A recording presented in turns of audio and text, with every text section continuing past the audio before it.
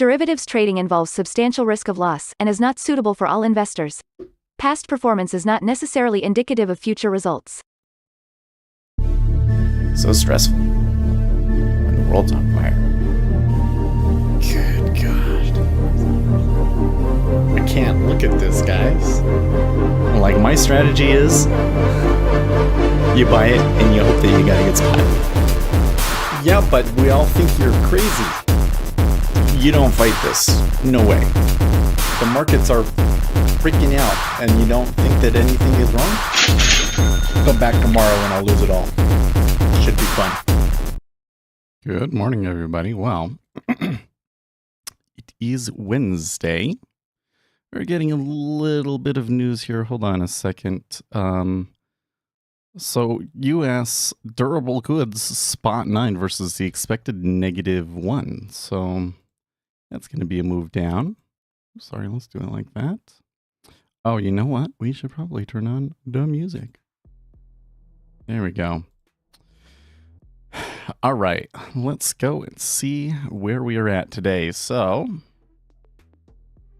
yesterday, a little bit of downside, but it looks like as the day moved on, I mean, we got a decent rise, and there was a little bit more in it, and we have now kind of retraced a little bit. So, kind of back to where we were yesterday. S&P 500 pretty flat. I'm kind of thinking that the market might be a little bit calm until April. Oil's still on the uptrend there. Gold and silver within their channels. Copper. So we've been seeing some wild stuff in copper. There was a pretty big move in copper yesterday. So Japanese yen and the dollar both kind of just trugging along. Nothing too interesting there. And Bitcoin, it's just kind of like a upward, what do we call this? Ascending triangle, just below 88,000. So that's where we're at. It is a Wednesday, so I even though I think that the markets are going to be overall quieter than usual. It'll be quieter than usual for a Wednesday. I do think that there's probably going to be a good amount of business, especially since the past 2 days have been so ridiculously quiet. Probably is going to be some business that they need to take care of today. So that might help a little bit.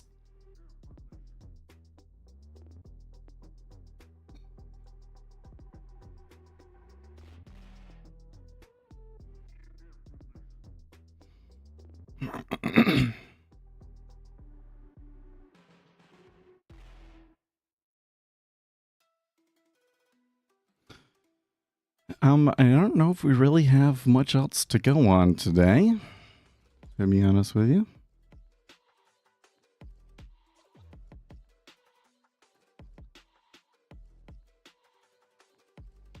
Full-time employees in the U.S. have been working fewer hours per week for the past 5 years. Dollar Tree set to offload Family Dollar business for $1 billion.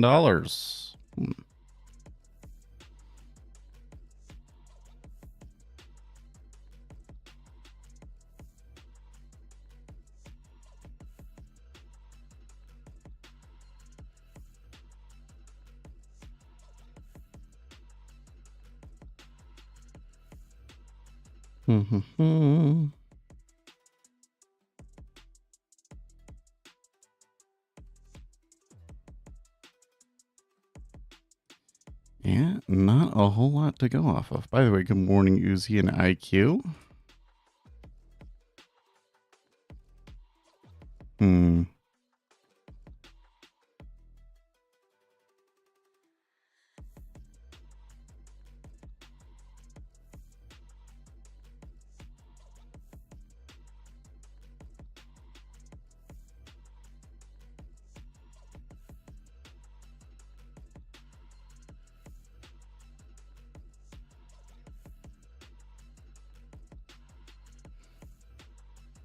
I saw this post on Reddit yesterday, where this person basically claimed that they created this program that scans different news sources to find market moving events before they hit the Bloomberg terminal. And then he has like a comparison of their signals versus Bloomberg's timestamps. And my first thought was, well, how much are you going to charge for that? But my second thought has been, or like I had a dream about it, and now I'm thinking, why would you make that into a service and not just trade it yourself?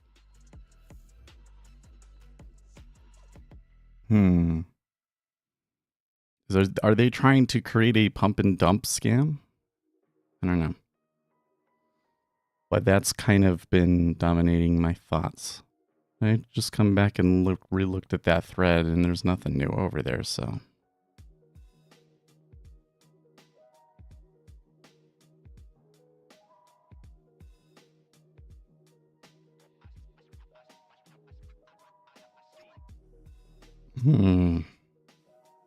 The decline in hours worked is more pronounced among those younger than 35, than older, those over 35.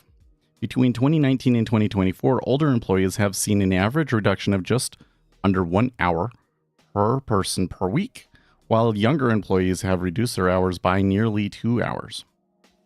Over a year, that's the equivalent of older employees taking an extra week off work and younger employees taking 2 weeks. These trends apply to full-time employees working at least 30 hours per week.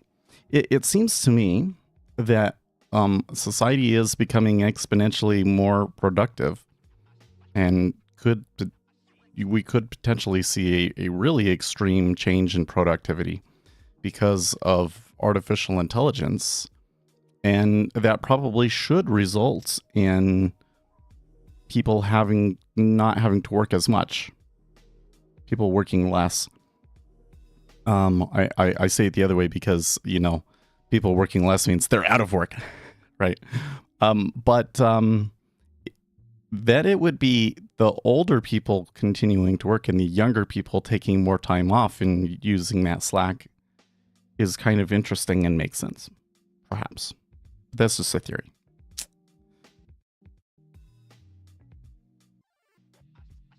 What do they say? Several new findings may explain this shift. Overall, employee well-being has been on the decline. Yeah. Employees now have less trust in institutions in general and feel more detached from their employers. After a decade of steady improvement, employee engagement has reverted to its 2014 level. Advances in technology may be making work more efficient. Gallup finds that nearly half of employees say AI has helped them improve their productivity. However, a workforce that is becoming more technically efficient and less engaged may lack the motivation needed for long-term growth.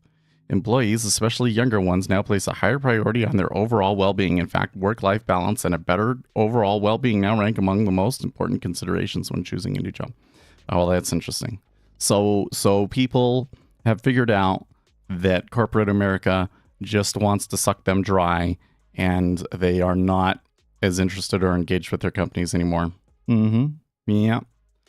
It seems to me that there are some people out there that if they were to accept a smaller percentage of the pie that they're managing, that they would grow the pie larger because their employees would be more engaged.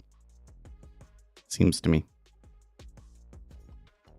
But this market has really, I think has really shifted a lot of people's opinions. I see a little hair here on my microphone. They get it. So that's interesting that this study is kind of suggesting that it's actually burnout.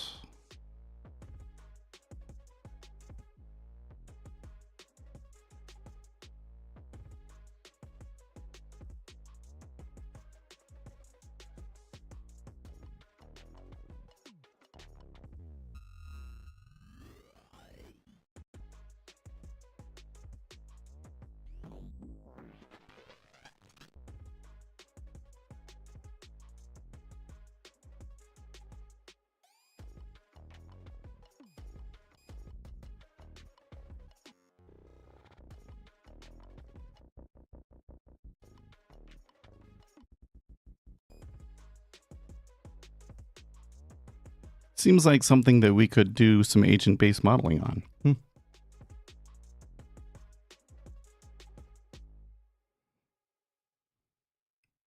Oh, by the way, how did that video do? Oh my gosh, terrible. 75. Why are you guys not clicking on this video? Is the thumbnail too bad?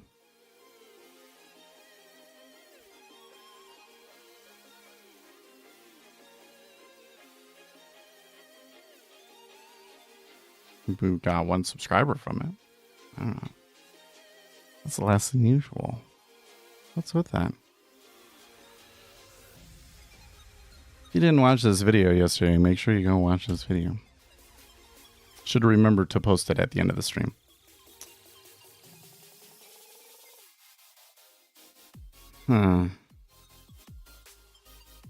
Well, now that's weird because the click-through rate isn't necessarily terrible either. Maybe I just need to give it some time. Will it give me engagement?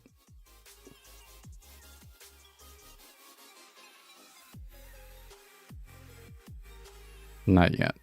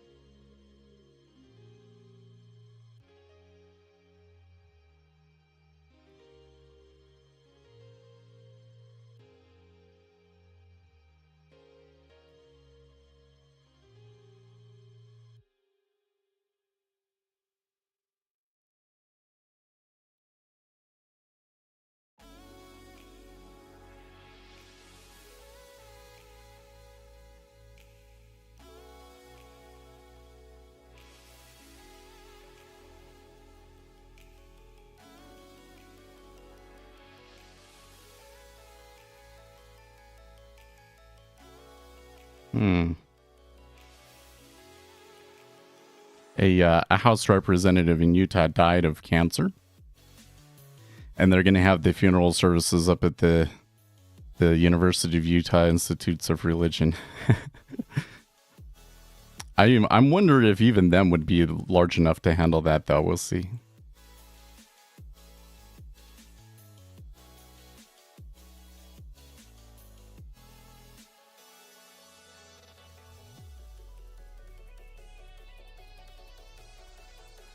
The info in the video can't be quantified? I'm not sure I understand what you're getting at. He's saying that it's so valuable that there's no way that we can measure how valuable it is. Yeah, I think so.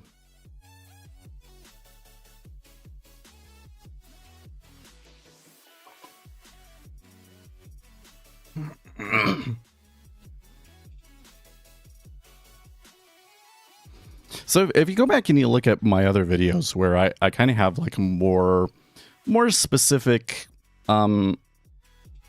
more specific information and how you can specifically use them and things like that. You'll see that it all ties back to this complexity thing. Now, I think the reality is, for most of the things that I can teach you, there's not necessarily going to be an explicit edge in it. Like what I am basically doing is I'm giving you a base foundation that you can then use to find edge. You'd be very unlikely to find a very solid edge without this information, but this information on its own is not an edge. But I don't think that that's the case for complexity. I think that there is so much available from this because the world has kind of ignored this stuff. Because like the thing is guys were making money off of this in the 70s and 80s and still today. I mean, those hedge funds are still around. So I think that there's probably a ton of edge available in this.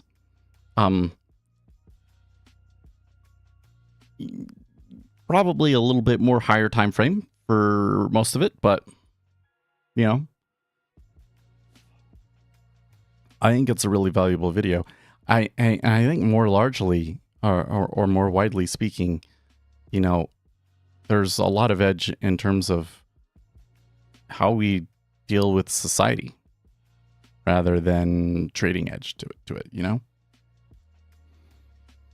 I don't know. When I'm looking at the stats on this, kind of suggests to me that the click-through rate on it is not bad. So I don't know why YouTube is not sending it to people. For some reason, YouTube has decided to not show people that video, which is kind of weird. Maybe the engagement on it is really terrible. I don't know. Like they click on it and then they don't watch the whole video. Or maybe I just didn't give the video to you guys at the end of the video and that give it that initial boost or something.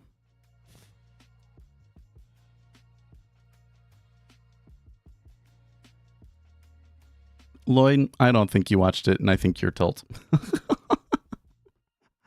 I think that you are this user that has been trolling us named Tilt, and I don't think you actually watched the video.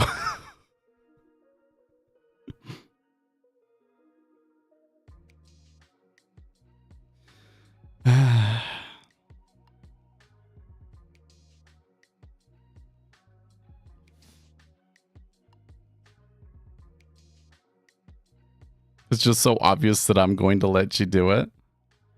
Yeah, I just... How do you think I should deal with this, Susie? Do you think that it should just be every time that I can see it, I just immediately ban them? Or should I kind of err on the more cautious side and... like, I don't know.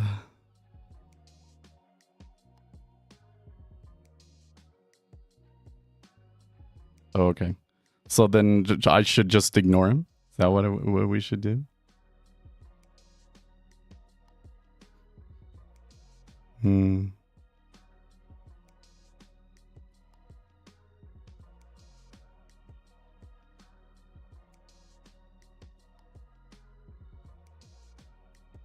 Probably. Okay, I can keep him with that name, and that makes it easier for me to tell that it's him. So I can ignore him, right?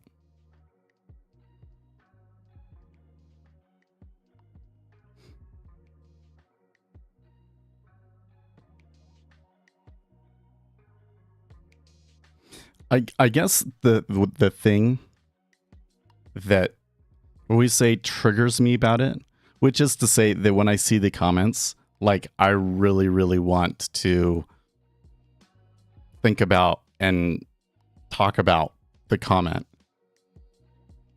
is that I just can't get myself into his mindset to understand how he's thinking, because he's just not...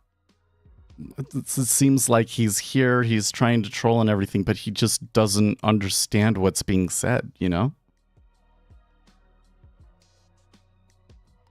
And I'm trying to sit here being like, okay, so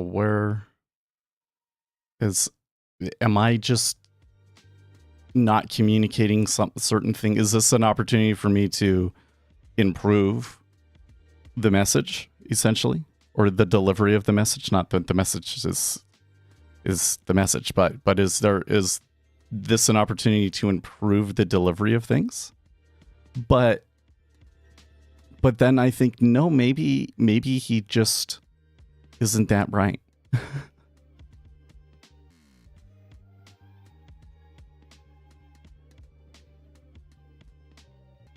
He isn't going to change how any of us trade, really. Well, it's not about how anybody trades for me necessarily. Like,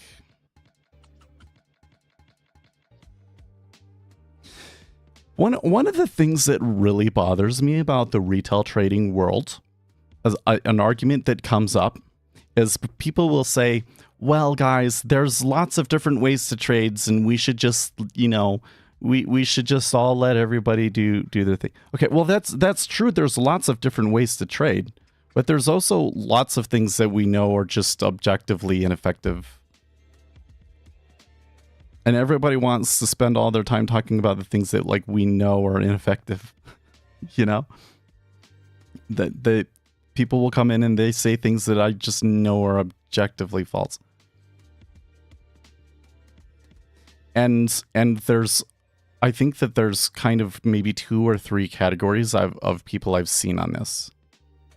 One category of people is just, I think, kind of naive. Like they just read what other retail traders are saying on the internet, and they just go full on with that, right? And that's like most of the ICT people. I also think that there's a group of people that tend to be of the more conservative conspiracy theory type, right? And that's like mostly like GameStop cultists, right? so that's the other one. But then there's another set, and I find that this one is kind of more isolated. Like, I don't see like a community built around this, but I see this from like individuals. Like Vinny was very much like this, where like what they believe about the market is really incredibly narcissistic. And everything that they say about trading is really narcissistic. It's all just a way, the reason they believe what they believe is because they believe that it will elevate them somehow, Seth is a reploid. or is it reptiloid?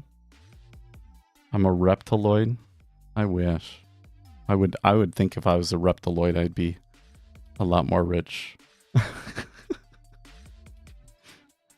Don't you have to? Doesn't being a reptiloid in the human world automatically make you a celebrity?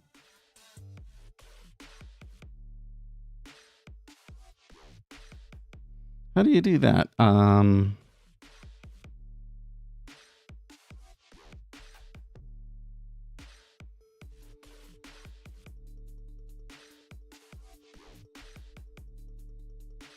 His channel was created today. How do you see that? Oh, join March 26, 2025.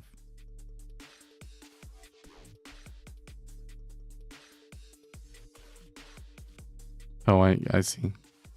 He's saying, go over here, click, join March 26, 2025.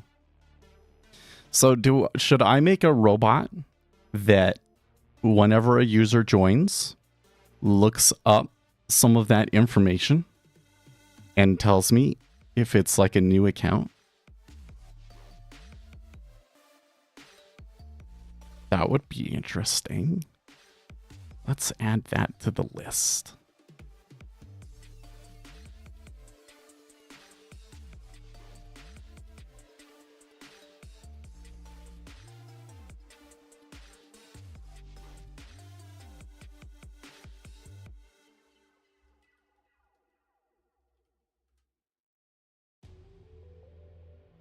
Some of his other accounts were older. I think not only could I have it like look up the user, but I could also have it start to keep stats. You know what you could do. Okay, you want to see something that's super wild to me? I had not noticed this before. How can I show it?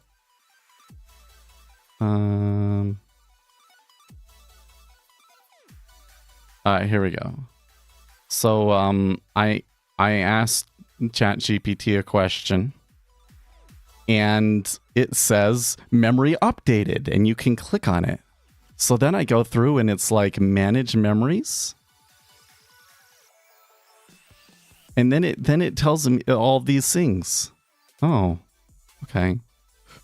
Seth is preparing for a product manager interview. He's speculator Seth.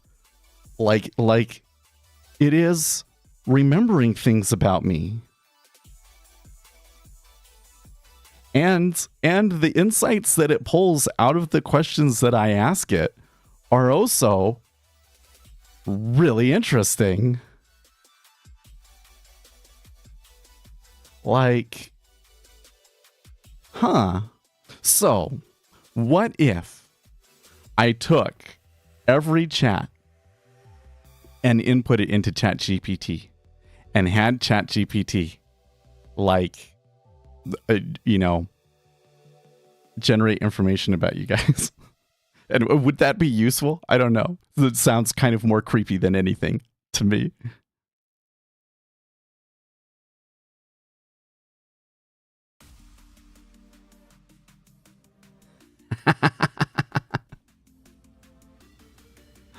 Dude, it's funny that he, you know what? I think he is trolling me.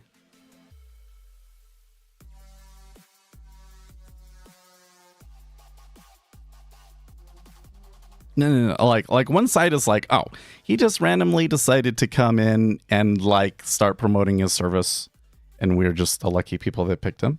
But now I'm thinking it's more personal, because I don't think that he's paying attention to what I'm saying, but he does say certain things that are like, he must know that.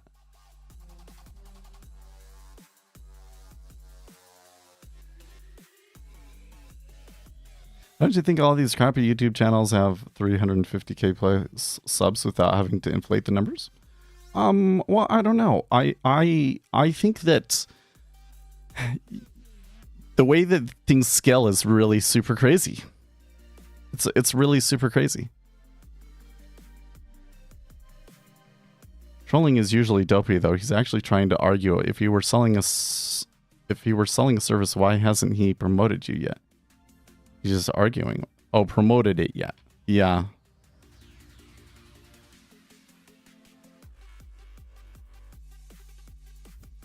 You're basically you're making a point to try and or that supports your theory, and you're totally right. I think you're totally right.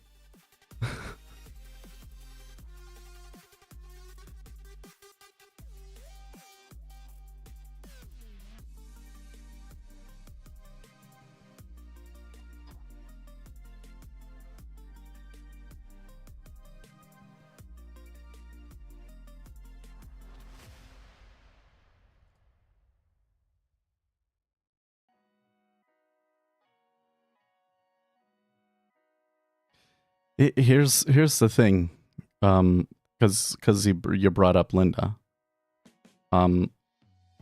So he was saying, well, she's been operated a successful fund using technical analysis. Well, okay, so she ran a hedge fund, right? So this is another issue of what. That's not necessarily how her fund worked, right? Do you really think that her fund worked like, okay, I'm going to pull up an instrument and then I'm going to do the technical analysis on it, and based on what I see from my technical analysis, I turn around and I tell my team to go and make those moves? Come on. It's not how it works. It was probably a momentum fund.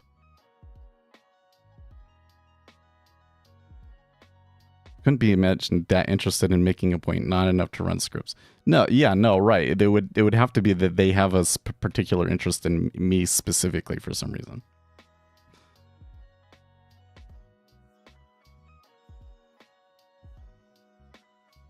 Can we find out what her fund was?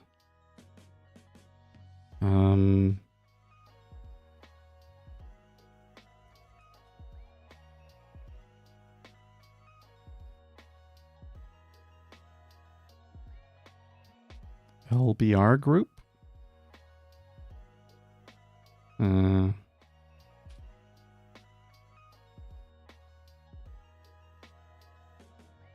They're a CTA.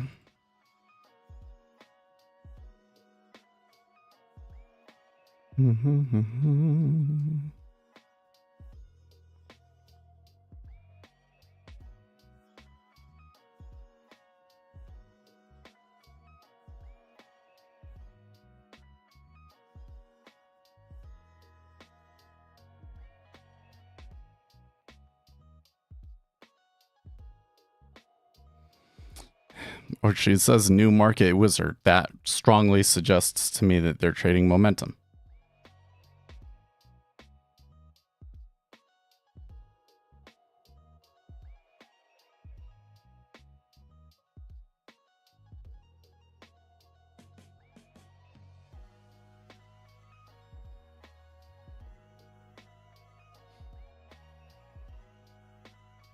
So it comes back to this thing that, okay, momentum is a portfolio. You're managing a portfolio of positions, and a large part of the edge is managing the risk between the multiple positions and the correlations between those positions.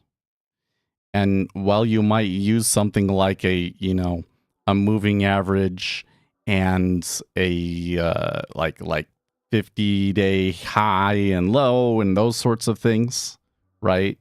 It's completely different from coming in and trading a single outright position from a day trading basis. And so it's the same thing where the momentum traders don't understand how what they were doing is different from a retail day trader.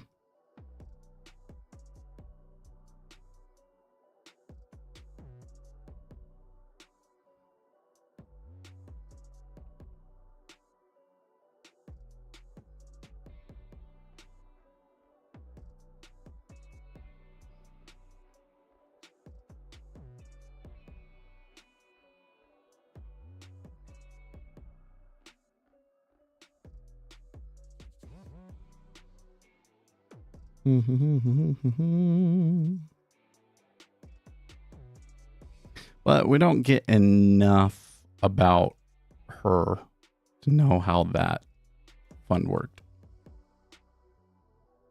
So I'm kind of having to fill in a little bit of details. Pretty sure you'd get wrecked trading a 2-period rate of change on a 5-minute chart. Yeah, but over days, exactly, right? Exactly. That one is kind of weird to me though, because like why would you, with like the amount of effort that she puts into her retail trading marketing, kind of makes me suspicious of her overall. Well, yeah, she will tell you I really don't think that she understands what she's doing. I really don't. She either doesn't completely understand herself where the edge was coming from, or she knows that it doesn't really apply to retail traders and she's just running them for.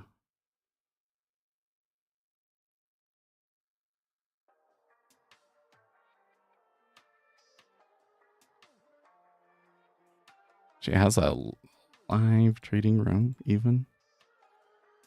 So like, why? You ran a hedge fund. Why would you turn around and start all that shit? I don't know.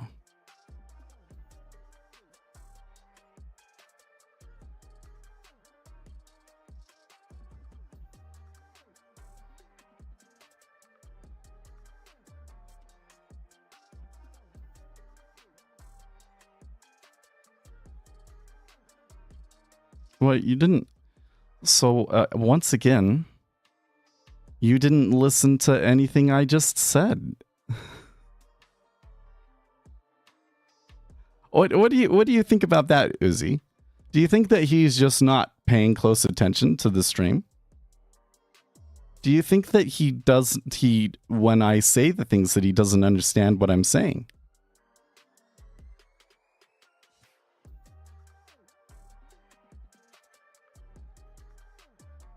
Can't sort that out.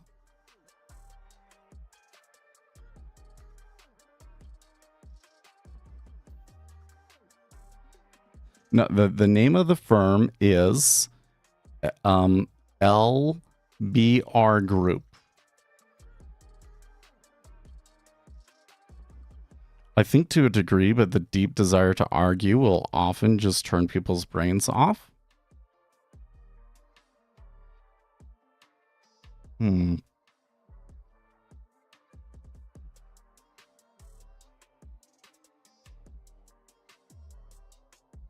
It could just be that simple. No, I just explained to you, Aminesh, why it's not what you think. Why doesn't any of he's just going back to his original argument. Why doesn't he address anything that I just said?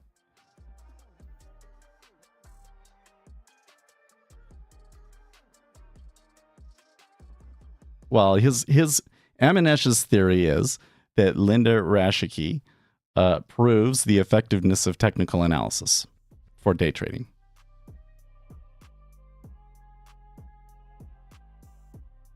And my response was, no, it doesn't. She was trading momentum. That's a completely different type of strategy that is not applicable to what we do as retail day traders.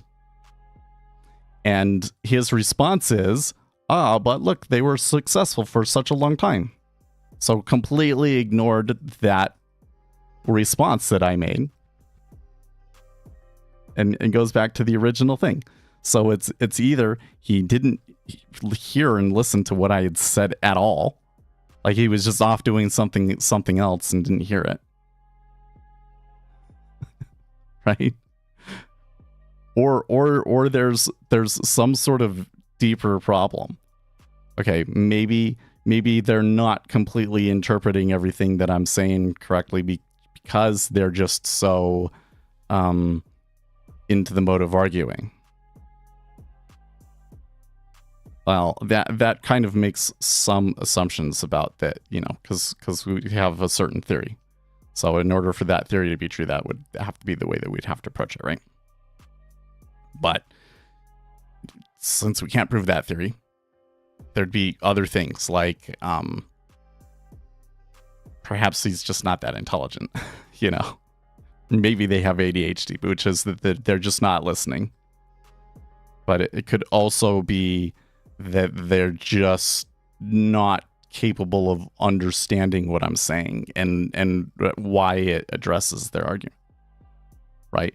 They're just they're smart enough to GPT things that other people have said or construct an argument that way, but not able to actually engage in an actual conversation.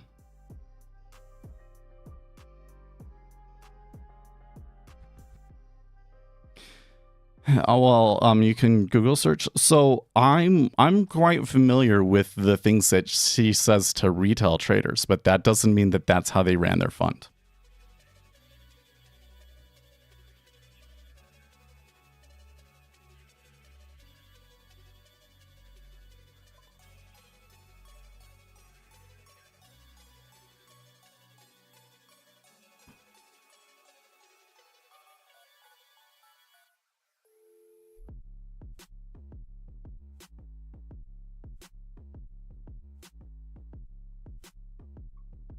Yeah.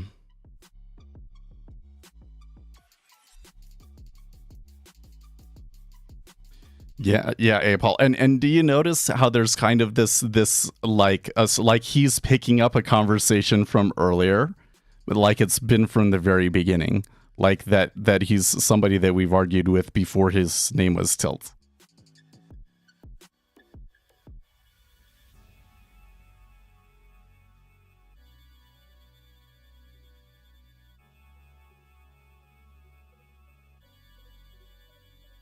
She retired in 2015, man.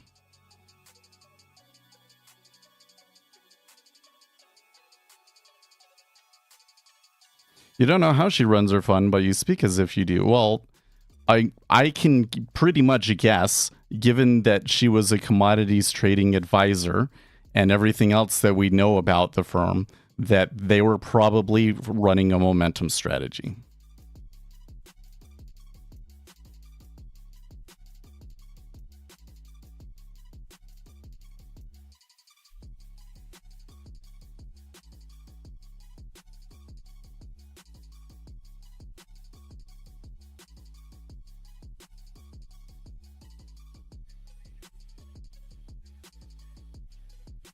And this just comes back to the core problem, right? You're trying to you're using the idea so and so has success with, and they claim that X method is an effective way of approaching the markets, does not prove that X method is effective. That is a fallacy. That is a appeal to authority fallacy. In order to prove that X method is effective, we have to prove that using empirical evidence directly from the market. And why is that? Well, because there's all of these sorts of issues when it comes to the appeal to authority argument. She could be lying. She could be not giving you all of the information. What she's doing might not be applicable to what you're doing. Right? So there's all of these issues about trying to say, well, we've seen this person, they've had some success, so we should just do what they say. That's logically incorrect.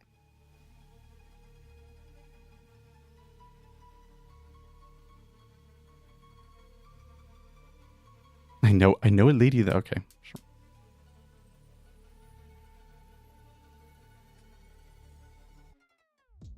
I don't think that that Amanesh even knows what a momentum strategy actually is. I think he probably has a retail trader's conception of momentum and doesn't actually understand what it is.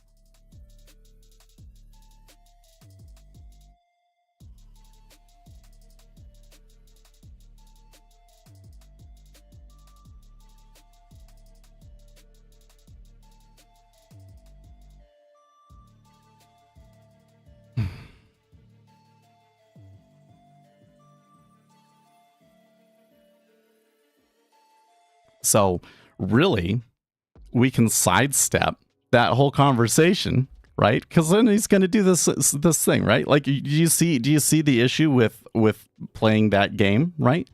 So if you accept the argument that, well, if somebody else has had success and they were a professional, then they should, we should believe what they say about the market. Right? If you accept that argument, then it turns into this thing where it's like, well, I know how they were doing it. And then, well, yes, you do know, you don't prove it. Like, how do you prove that? Or, right? Like, they can just say whatever the F they want. And how are you going to prove it right or wrong? Because you have moved the argument away from an argument that is based on empirical evidence, right?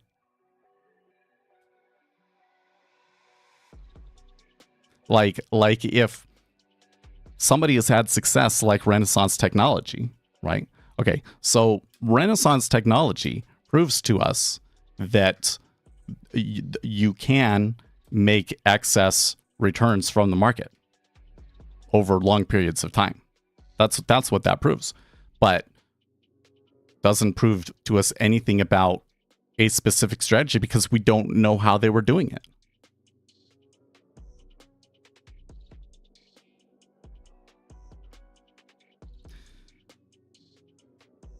Right?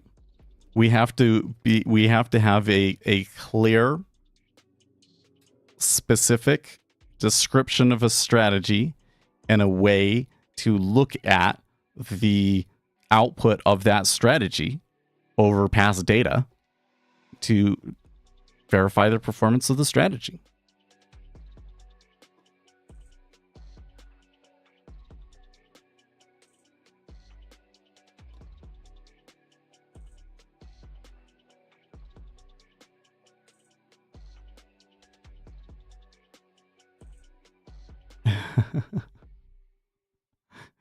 If trolling a stream with 14 viewers is weak sauce, then trolling a small audience isn't better. Yeah. Like, we're not going to miss you, man. We go away. Life will completely forget about you. We'll be happier without you. What's her strat? Why would he send it to me on Discord and not just say here in YouTube chats?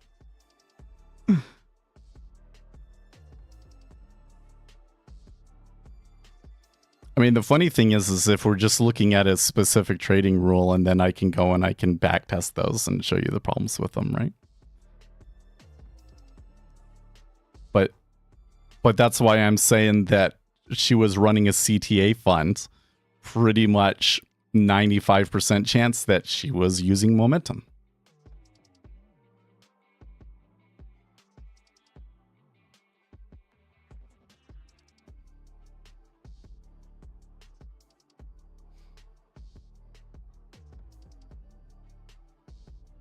Kind of reminds me.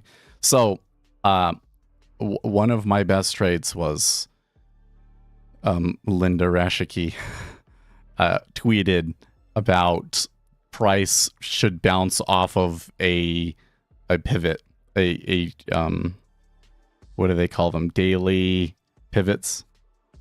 And I had a really strong imbalance in the flows that day that I saw that was going to cause it to trend all day.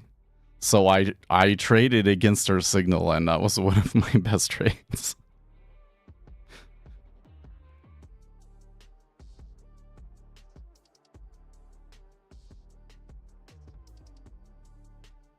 And it kind of makes me like, because I feel like that if you really understood how momentum worked, you would not get on Twitter and say those sorts of things.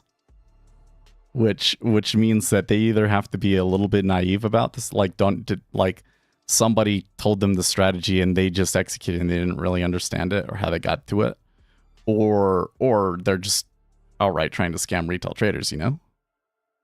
Like,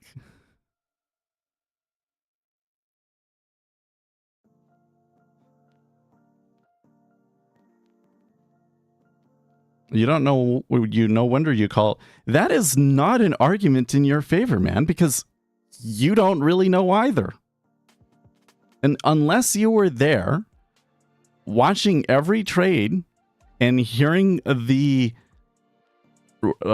reasoning behind all of those, you don't know how they traded either. Okay, but we know that it's a CTA firm, and most CTA firms are running momentum. I was there. Okay.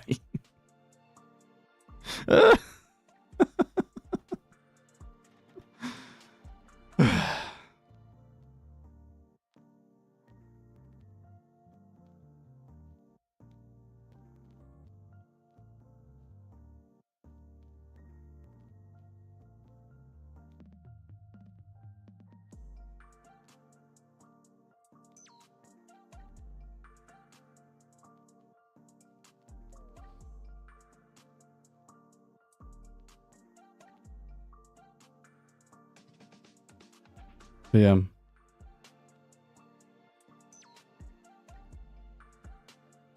But there's also very much like a changing of the subject, right?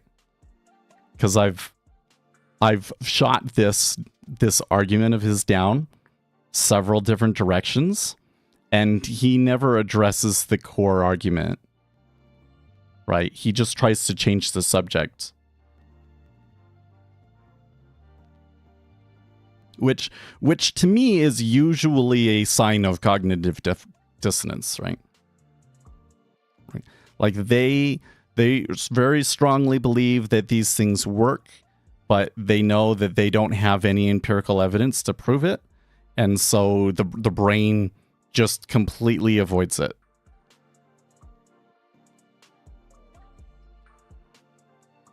And hopefully they have to sit in this cognitive dissonance long enough to realize, oh, actually,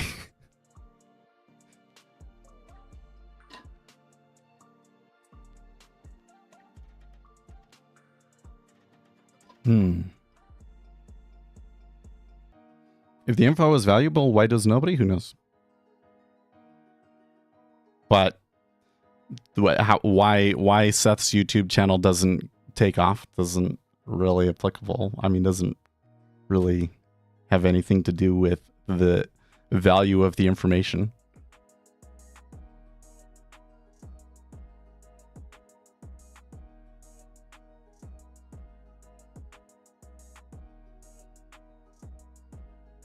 The thing that I think is so funny about all this is that I didn't come up with this information.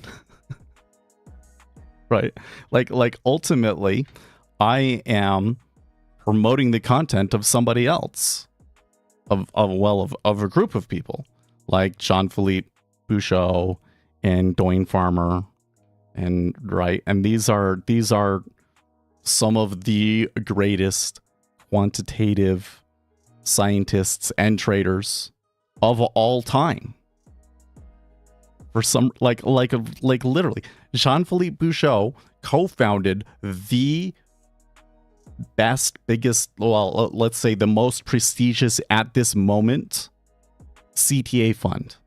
So for those of us in trying to make money from futures, like, they are the best. Capital fund management is the best right now, in my opinion. No retail traders ever heard of this guy. What's with that? It's so funny. Well, maybe you're pompous. Maybe it does. I don't care. I am what I am. But the honest truth is that I'm only pompous with you because you're too stupid to understand what empirical evidence is, and that our arguments should be based on empirical evidence. And it's not so much that I'm being pompous as it is that I'm just so fucking sick of you, and I just wish you would go away. It's you. I'm not like that with everybody.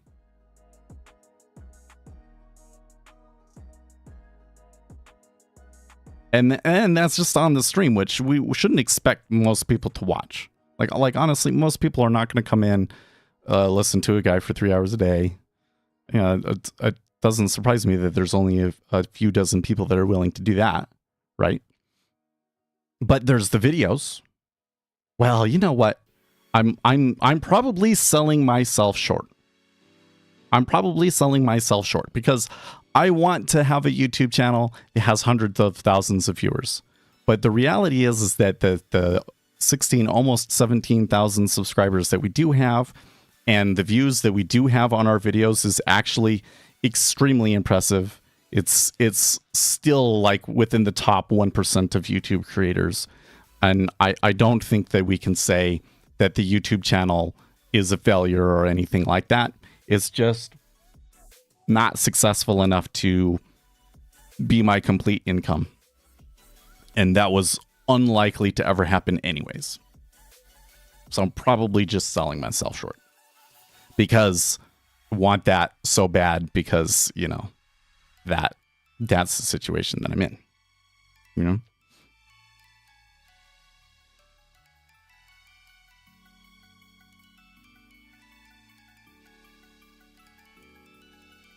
The whole argument is that's so I don't believe you. I think that she's trading momentum.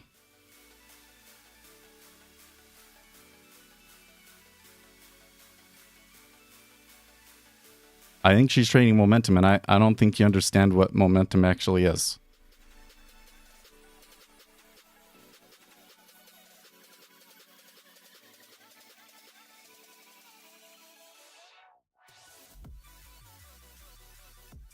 See, I say she's trading momentum. You say, no, she's not. I watched her do it. You're just you didn't. You're just kind of playing devil's advocate, and you know, well, if I say this, there's nothing that he can say against it. But that's, again, it goes back to the whole thing. It's like prove it then. So there's a CTA. The default assumption should be that they're trading momentum. If they're not, prove that they're not.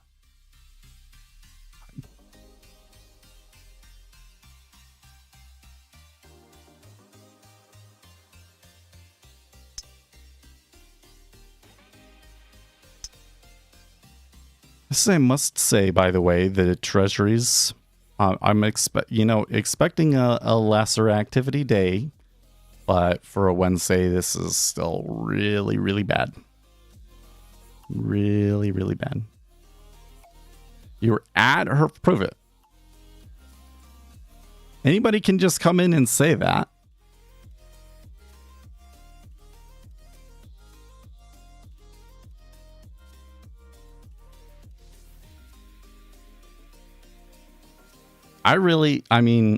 I think you're lying, because if you really were at a firm like that, you would know some of these things and you don't.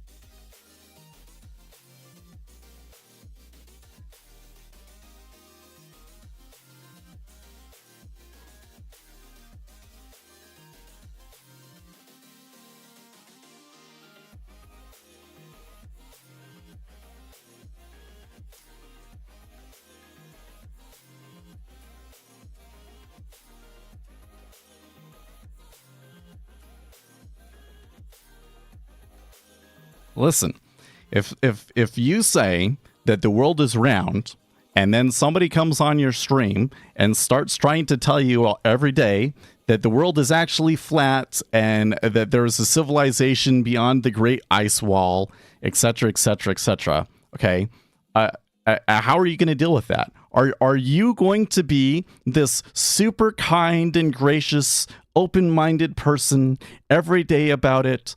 Talking about, well, okay, so maybe there is, and I guess we can't really know because I haven't been beyond the Great Ice Sheet. No, you're not. You're going to rightly call them a fucking idiot because there is a massive wealth of knowledge, of empirical evidence that we can use to prove that the Earth is round.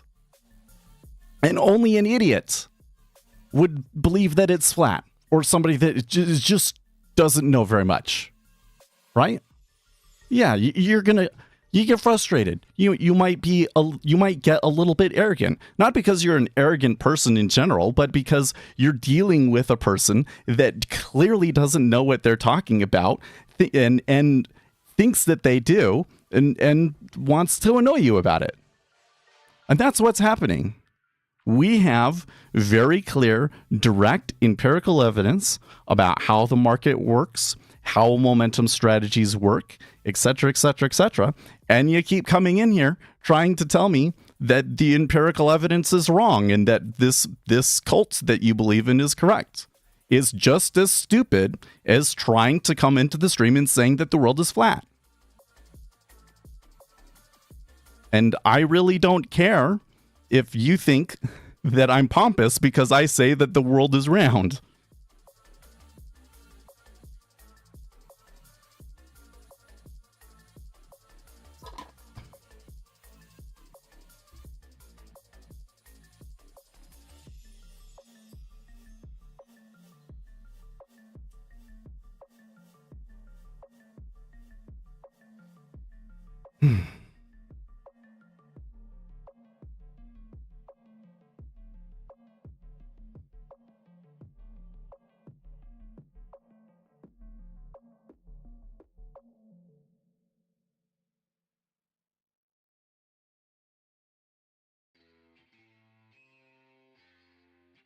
Oh, you know what? I pulled up the Nexus 5 thread about Linda. She was a, quote, market wizard a long time ago. A lot of the traders who made a name for themselves in the roaring 90s couldn't transition with the changing market conditions, quit trading, and spend their days on the lecture trading seminars. Yeah. So here's what happened. Was momentum is a strategy that tries to take advantage of the tendency of futures markets in particular to trend over very long time frames. So it's not a day trading strategy, but when you can hold the positions for months or years, and they're leverage positions, you can make so much money on the winners that, you know, the losers don't matter. You know, you're talking about, like, on a day trading basis, you know, like a maximum risk reward that you're probably going to get is like 1 to 10 or 1 to 20. Okay. But with momentum, you can get 1 to 100 or 1 to 1,000. Okay. So in the 70s and 80s, these quants started to figure this out. And what happened was it became too saturated. It became too saturated, and a lot of the easy edge in it got taken out. And in order to stay competitive, you had to have a deeper understanding of why the strategy worked and how to deal with multiple time series in order to manage the risk of the portfolio. So this is where things started to go in the direction of creating this huge correlation matrix and using machine learning to sort out how you should size your positions and those sorts of things, right? This is why capital fund management is so successful. That is what Jean-Philippe Bouchot's primary, what got him initially famous, or like his kind of big claim to fame. It's kind of crazy. Like, he's discovered all of this really wild, really good data about why the market behaves the way that it does. But the thing that, like, you know, started his career and it got him into funding capital fund management was this time series analysis that allows you to manage the risk of a momentum portfolio better. And so it is absolutely true that there was a group of people that they were trading momentum in the 80s and 90s, and it stopped working. And then they retired, or whatever, quote unquote, retired, and started selling bullshit to retail traders.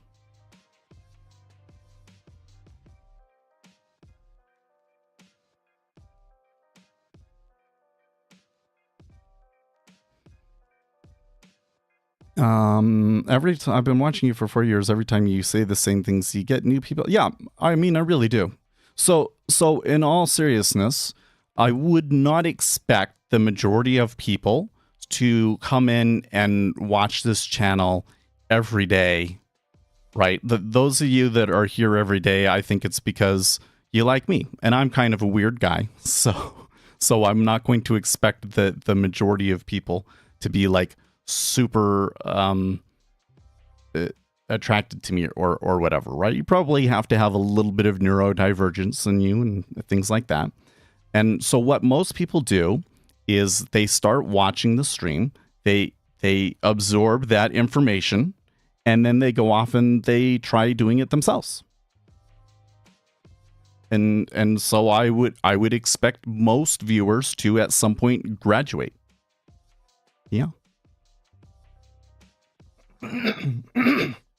Because, you know, most influencers in this space are basically making an argument, I'm so amazing at this, you should just follow me and do what I tell you to do. And that's what's going to make you rich. Because I'm teaching you actual, real, proven information about the market, understand that there are things about the market that are as such that that sort of thing doesn't work. So that means that you're going to have to discover an edge on your own. And so what I'm doing is I'm teaching you the tools and base knowledge necessary for you to be able to go out and find your own edge. So at some point, you should be absorbing all of the information that I've given you. You understand all of the major economic reports. You understand how to use informational inefficiencies to predict future order flows. And then you go off and you do it yourself. And you go and you find that extra piece of information that's actually going to give you an edge.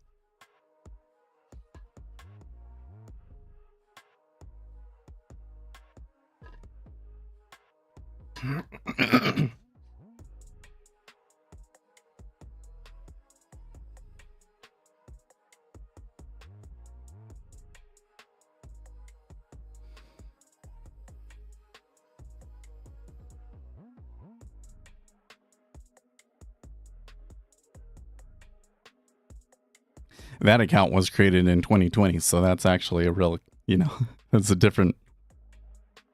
It could be another one of Tilt's fake accounts, but he just has an older one. But it's an older one.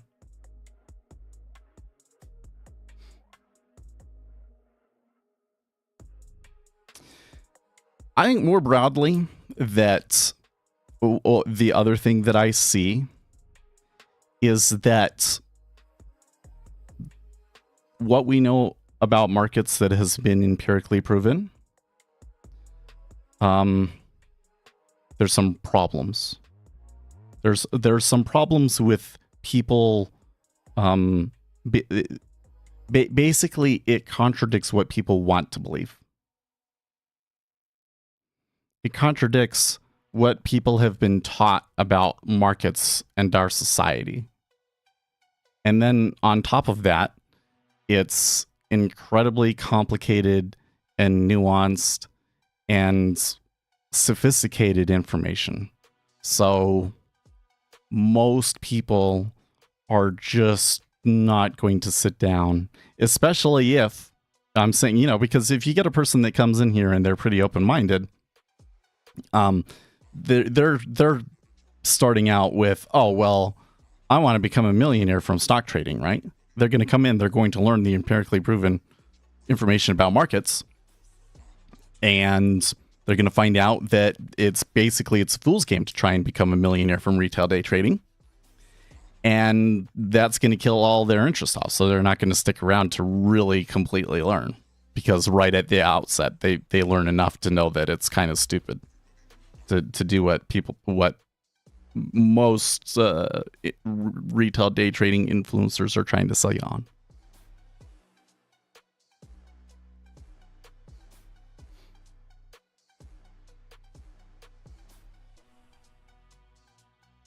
Simple people buy-ins. No.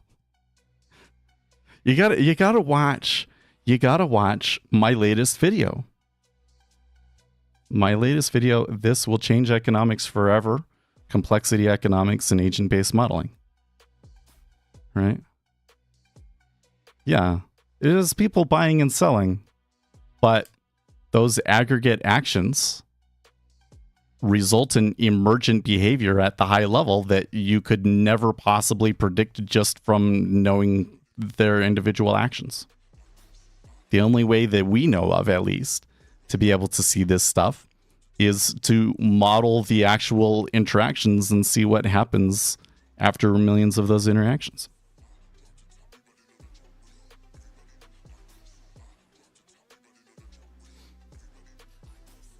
I'm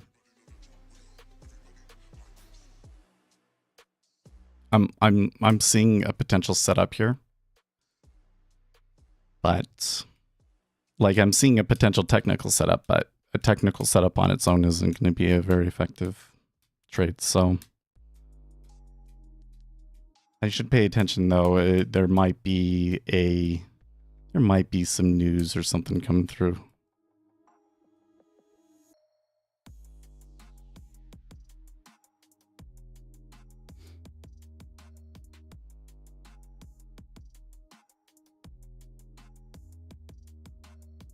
I really hope that this complexity economics video. Okay, see, look, there it is. Okay. Okay, so what we're getting some information from China Vice Premier Li Fang about concerns about tariffs and things like that. And I think that is why the market had a brief little move, but I think that was mostly robots being triggered, because I don't really see anything significant. They're concerned about it, but I don't really see that a lot of significance to that comment. And it did kind of it briefly spiked and then came back down. You're looking for a short in the treasuries? Well, that failing could certainly lead to the trend continuing on and some trap traders puking, huh? So the trade that I was thinking of making was a long in the treasury. But then I said, oh, I don't really have a predictor of order flow. Then I was kind of seeing some odd activity that made me think something was happening. Then something did happen. It played out not the way that I expected. That might be a better setup for a short. Although I'm concerned that it would still be quite tight. So even if it does work out, I don't think I'd really be looking to let it run, you know?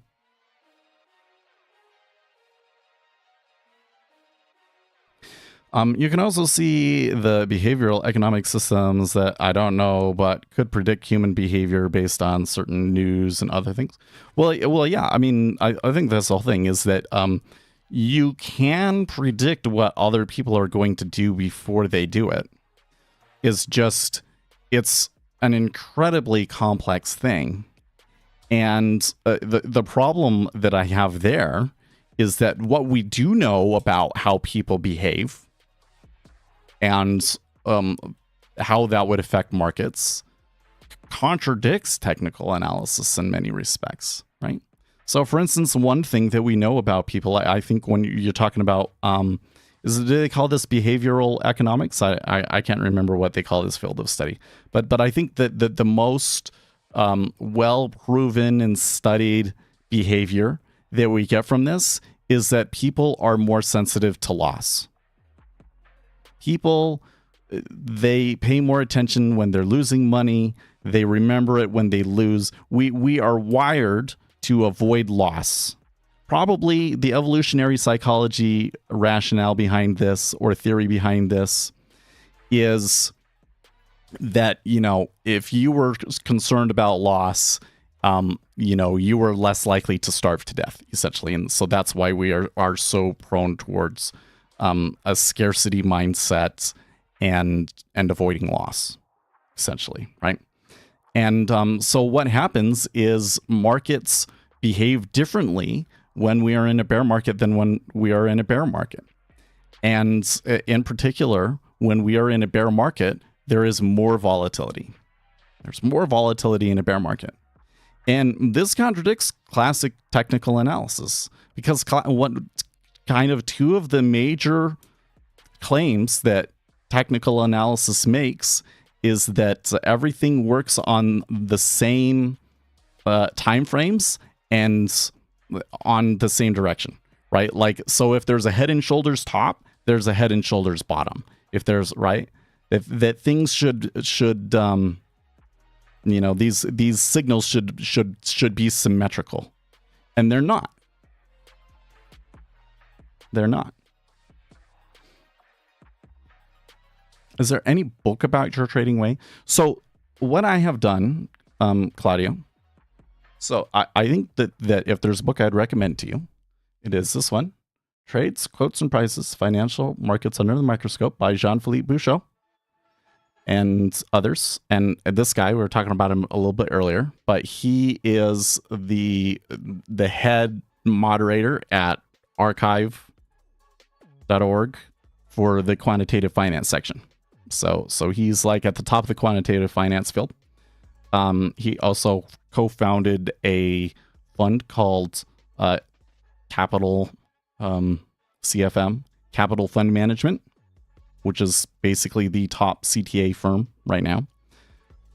And this book is basically everything that we know empirically about financial markets. So if you want to know, like, what is proven technically about the financial market, it's in this book.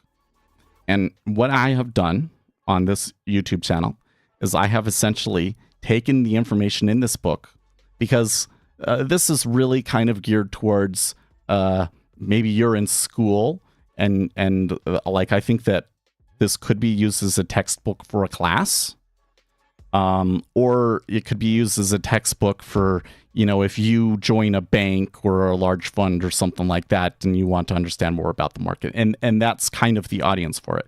And what I have done is I've taken the information in this book and I am showing you how it applies to retail trading and what we can kind of glean from retail trading. I think part of the reason why people don't do that is that they just kind of assume that it's not applicable to retail traders, or, you know, the information does kind of suggest that you're not going to have success as a retail trader. I mean, and by and large, people don't, right? But I think that you stand a better chance knowing this information than not. And there are some specific kind of recommendations that I can give on strategies because of that. And that's the sort of stuff that we talk about. And that's what's in the videos, essentially. Okay. So, but it is not a set strategy. I am kind of like, here's the general information, the things that you need to know about the markets. That should be a platform for you to be able to study the markets further and find an actual real edge that is unique to you, or to find information that in that moment could give you a unique edge. Okay. So that's what it is, right? There's another book. This book is called Making Sense of Chaos: Better Economics for a Better World by J. Doyne Farmer. And Doyne Farmer is one of the main researchers that found and proved a lot of the stuff that's in this book. But Making Sense of Chaos is a book that is more geared towards the general public. Because his argument there is, well, we understand more about economics now, and it kind of contradicts what a lot of the establishment in economics says, and the economic world needs to evolve and start to utilize more these new technologies that we have in order to make better predictions about and better policies about the world. Basically, he's explaining why so much of our economics and so forth has been ineffective at addressing Western society's problems, like the 2008 crisis. It's because, and you know, to give you, if you haven't watched the video, or because the video I posted yesterday is about that. Wait, where is it? Oh, did I close it already? Oh, sad. Why you always got to do that? This one right here.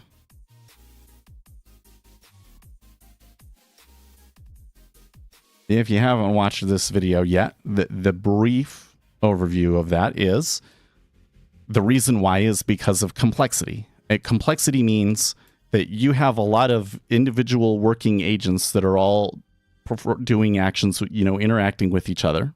And those interactions can lead to emergent behavior at the high level that we can't predict from just the rules. We have to simulate it over, you know, with a bunch of agents to see how that system will work out. And so that's why so many of our economic ideas are wrong, because they aren't able to handle complexity, or rather the emergent behaviors that arise from small interactions in systems. So it is gold information, but it's not a book about my trading way. That is the information that I based the way that I trade off of.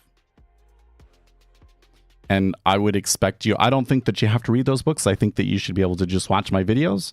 And then you're going to have to come in and watch the stream for a while, I think, to really be effective with this. And you're going to have to come in and watch the stream for a while. And because there's just too many little pieces of information. It's like, what's relevant to this day and what's relevant to this day.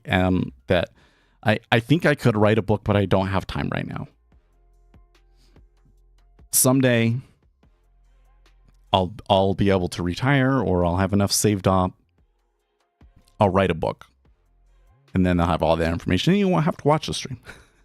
You can just read the book. And Stepha says, I saw a good video. I don't have time. Yeah, just because I'm unemployed doesn't mean that I have time, unfortunately, because I have an autistic child and I have a 2-year-old child, and then I have 3 teenagers. And when I'm not working, they all have to be picked up and dropped off at school and told to do their homework and woken up because they won't make it to school otherwise. And, the autistic one, I have to watch him to prevent him from killing the 3-year-old. Like, straight up prevent him from killing the 3-year-old.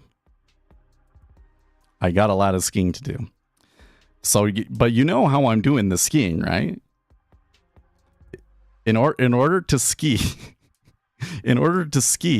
Grandma has to come over, and Grandma is retired, and Grandma has a lot of time. So I basically abandoned my post for 3 hours. I can't ski more than it takes time to get up there, but so overall 4 hour shift of skiing. And that's how I'm skiing.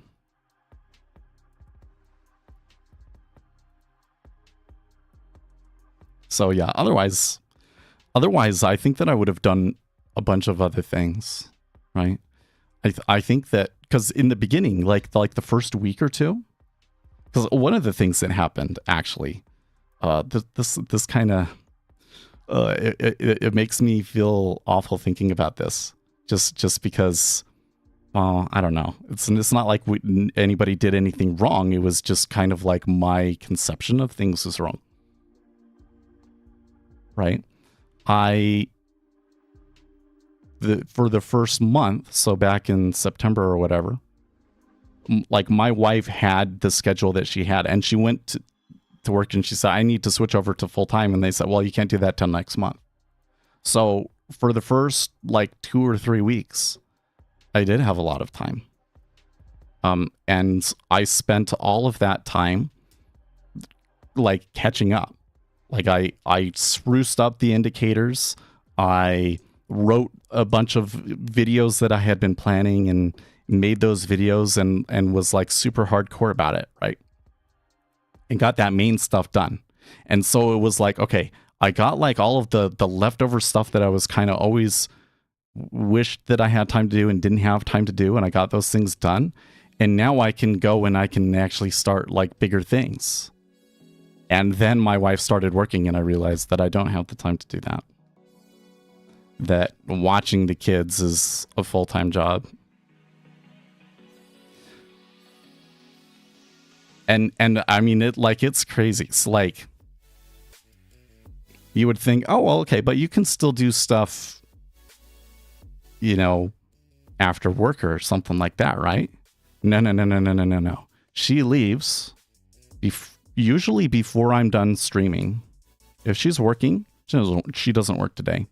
But I wake up, the toddlers are usually still sleeping. So I wake the toddlers up, and then she doesn't get home until 9 o'clock at night. So it literally is, I watch them until she gets home. And then, now, I think maybe a neurotypical person could read a book while they're watching the children or something like that. But I can't do that. I don't pay attention to what I'm reading, and I don't pay enough attention to the kids. And so it's I'll take a look away, and next thing I know, one kid is smothering the other kid with a pillow. Right? So, but maybe a normal person could. I don't know. I just say I couldn't write a book. I think I could write a book. Do you think I couldn't write a book? Why don't you think I could write a book?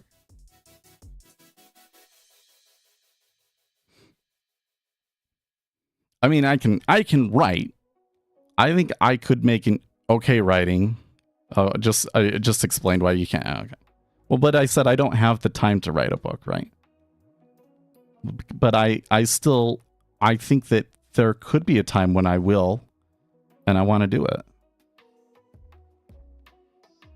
Kind of the question in my mind now is, which would be better?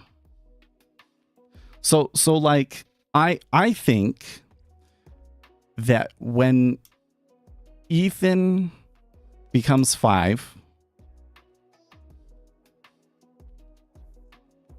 no. When Ethan becomes 5, so he's going to school, and so well, there will still be stuff to do after, like I'll still be working, right? But it's just at that point is the point at which I think that I don't necessarily have to devote all of my attention to watching the kids, and that I will be able to, back to what it used to be before the child was born, spend my evenings doing what I want to do, and that could be working on stuff, right? So I think that I could get a solid maybe 10 to 20 hours a week that I could spend on a bigger project, right? And the question would be, should I spend that time writing a book, or should I spend that time developing my own trading platform?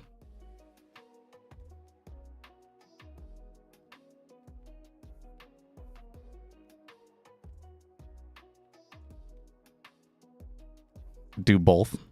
Maybe I can do both. Maybe I can. I don't know. We'll see.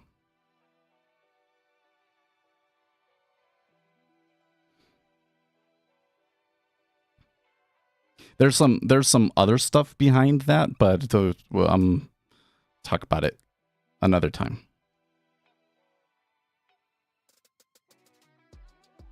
My friend, when a kid had his brother put a towel on his head and then hit him on the head. Oh, jeez.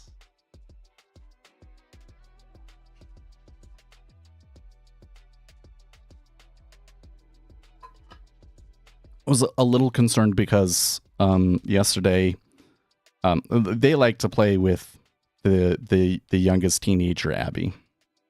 And the problem with Abby, I shouldn't say it like that, but one of the issues that Abby has is she's very ADHD. She's way more ADHD than me. So what will happen is she'll start playing with them and then lose interest, or frankly, it might be like she needs to go and recharge or something, right? So she will just randomly get up and go into her room, like in the middle of playing with them. And, Asher, he's autistic, so he doesn't, they cannot handle changes in activity and routine and things. Like he can't transition. It takes like all of this preparation. I have like a whole hour-long ritual to prepare him for when he needs to go to school or when he needs to go to sleep, right? And you just get up and go into your room. So both of them are sitting at the door screaming their heads off like that somebody was hurt or something because she wouldn't let them in her room. And, so I went up there and saw that that's what they were doing. I was like, well, I don't, it'd be like too much to try and force them to come downstairs. So I'm just going to let them stay there. Come and look back at them periodically. And then next check, mom went up there and one kid was sitting on the other kid. So I was like, oh boy, I can't. I thought that I could let up on them a little bit, but I can't. Ethan is not old enough to defend himself, and Asher is too autistic to understand that what he's doing is dangerous.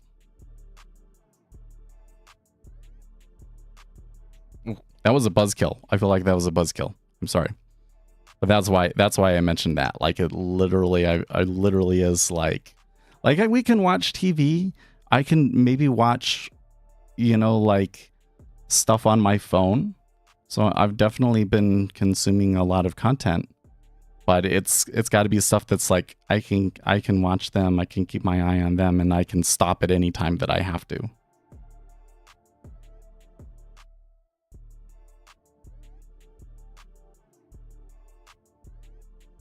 Yeah, well, now Amnesh is making a comment that had nothing to do with what I was talking about.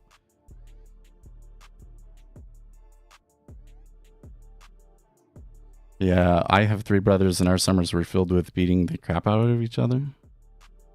It sounds. Do you don't think that one child's like that? A 5-year-old suffocating a 2-year-old with a pillow was tame?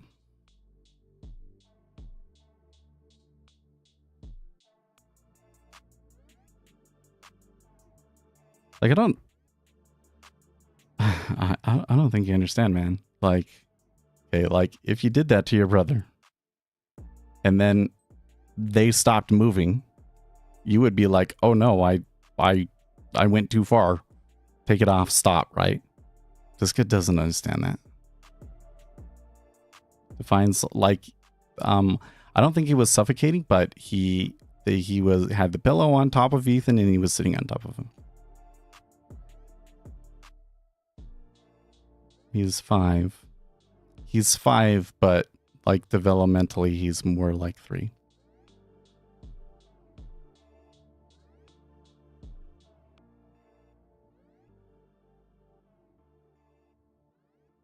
You didn't understand suffocation at 5? Okay. I wonder how common it is for one child to suffocate another child. I don't know.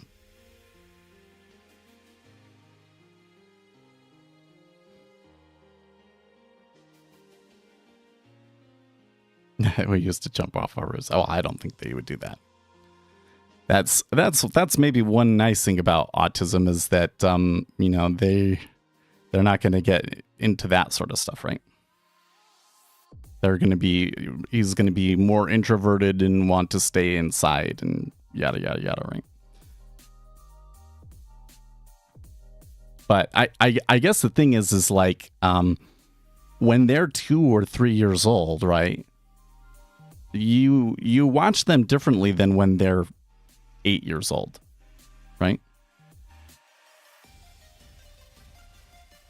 A 2-year-old, you know, this is why people child-proof their house, right? You have to put stuff on all of the plugs because they're going to want to touch the plugs, and you have to put locks on all of the cabinets and things because if you don't, they're just going to pull everything out and throw it around the house, right? And you'd just be walking around in garbage all day. Well, not garbage, but you'd just be wading through stuff all day because you can't clean the things up as fast as they can dump them out, right? And with Asher, what it basically ends up being is that toddler, mischievous toddler era never ends.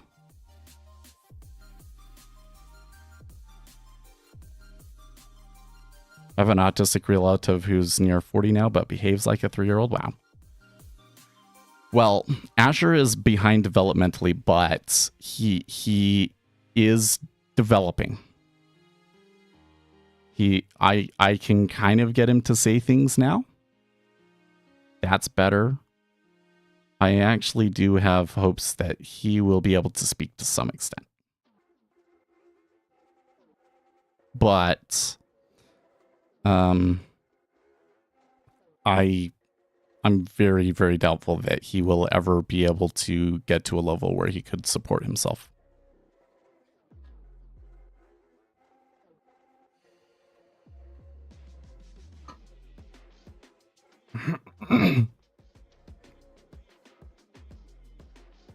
Do you encourage him to? Well, yeah.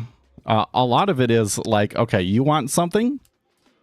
You have to say the word before I'm going to give it to you. And he will try to say the word. Or before he just wouldn't do anything, or it's like he didn't understand it or he wasn't willing to do it. Now I can get him to say the word and he, you know, it just sounds like, but you can't. He's trying to say the word at least.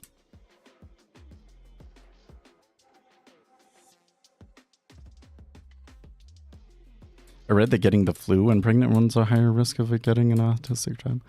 Oh, well, I kind of suspect that maybe some of my wife's thyroid issues may be at play in him being autistic. But I also think that Man, I think that it was like a combination of the genes. Like I think it runs in like I'm ADHD, and then I think that some of the like I think her dad is kind of has some of the, he's not autistic, but I think he has some of those traits. So I think that it was kind of a, I don't know. I remember when I was dating her kind of thinking, well, you know, I don't feel like this intense spark, like I have to make this work, like that this is so perfect, passionate sort of a thing. But like it was just working and it continued to work, and you know, it built up over time, and that's kind of how our relationship went, right? And I look back on that now, and I kind of think, oh well, the reason that that was working is because she's not as neurotypical as I thought.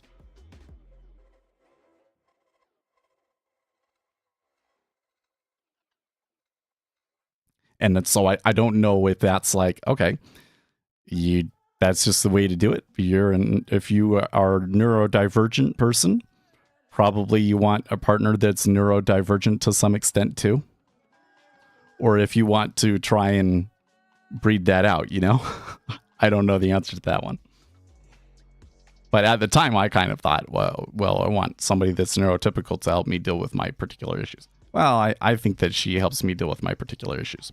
I think that she can deal with my particular issues better than other people. But because she's so, I'm telling you, man, like the neuroticism, very low in her. That helps a lot. So, yeah. She was saying the other day, she was like, yeah, I don't talk about us very often. You know, I hope you're not saying anything embarrassing, but I'm like, no, not really. We don't talk about it, but we're talking about it today.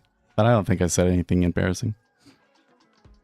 It's probably a little bit too introspective. I think that I got from like, okay, here's some stuff about me that might be, well, I was trying to talk about the lack of time. But then it kind of turned into, well, here's some general things that might be interesting or useful. It turned too much into info dumping about myself, didn't it?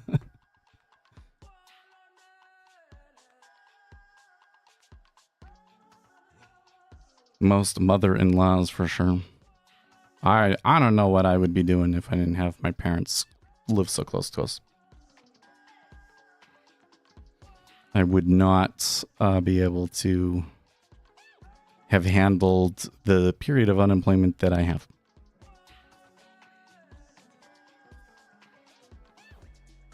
Now that's something worth talking about. You know what? I think having gone through this experience, man, on one hand, it's a living nightmare. It really, like, emotionally is a living nightmare.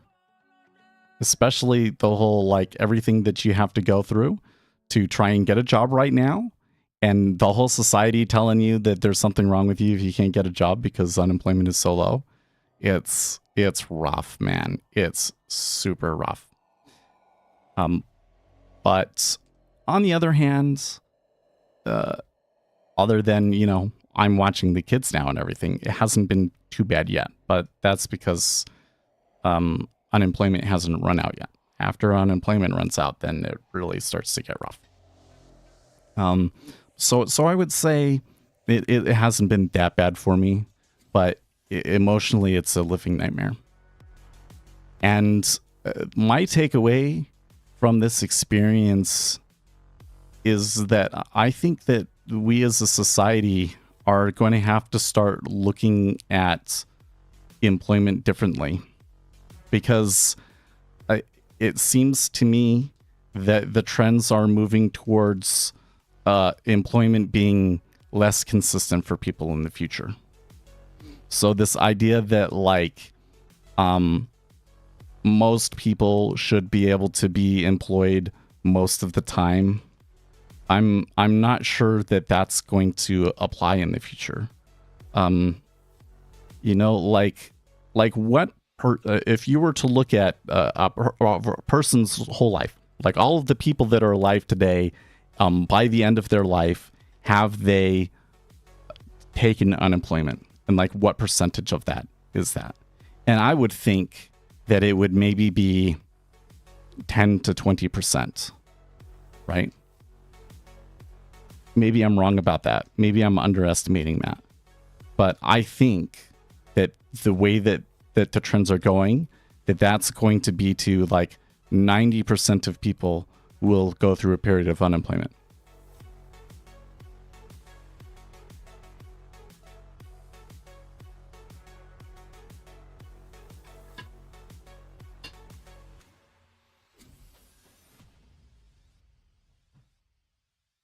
So if people having to go through a period of unemployment becomes far more common, what do we need to change? I don't know. Well, cultural wise, I think that we kind of have to, people need to become more sensitive to what these people are going through and what the challenge is. It's not enough because, you know, people saying like, oh, well, I'll just work at Walmart and these sort of like, it doesn't work like that anymore. I think that people need to update their understanding of how these things work. And because I think that a lot of people that are employed, they look down on the people that are unemployed. And that's, maybe that was, there was a time where it was like, you know, if you're unemployed, then you don't have the skills, you don't like you, there's a problem with you, right? But I don't think that that's the case anymore. I think that most people, especially more white collar workers, are going to go through a period of unemployment, and that it is just going to become a regular part of life. Because, you know, like, and in fact, I would say that the future I kind of see is one where we're so hyper productive that you will be able to work for a period of time and save that money up and then live off of that savings. And that will be a large portion of the population. That'll be like maybe 30% of the population that is at any given time living off of savings. Right? So that's a huge change. That's a huge change. Basically, income becomes less consistent in a society, and honestly, like our innate human behavior that is kind of all set up to try and seek that safety, and you're not going to be able to find it. So that's going to have a profound impact on people.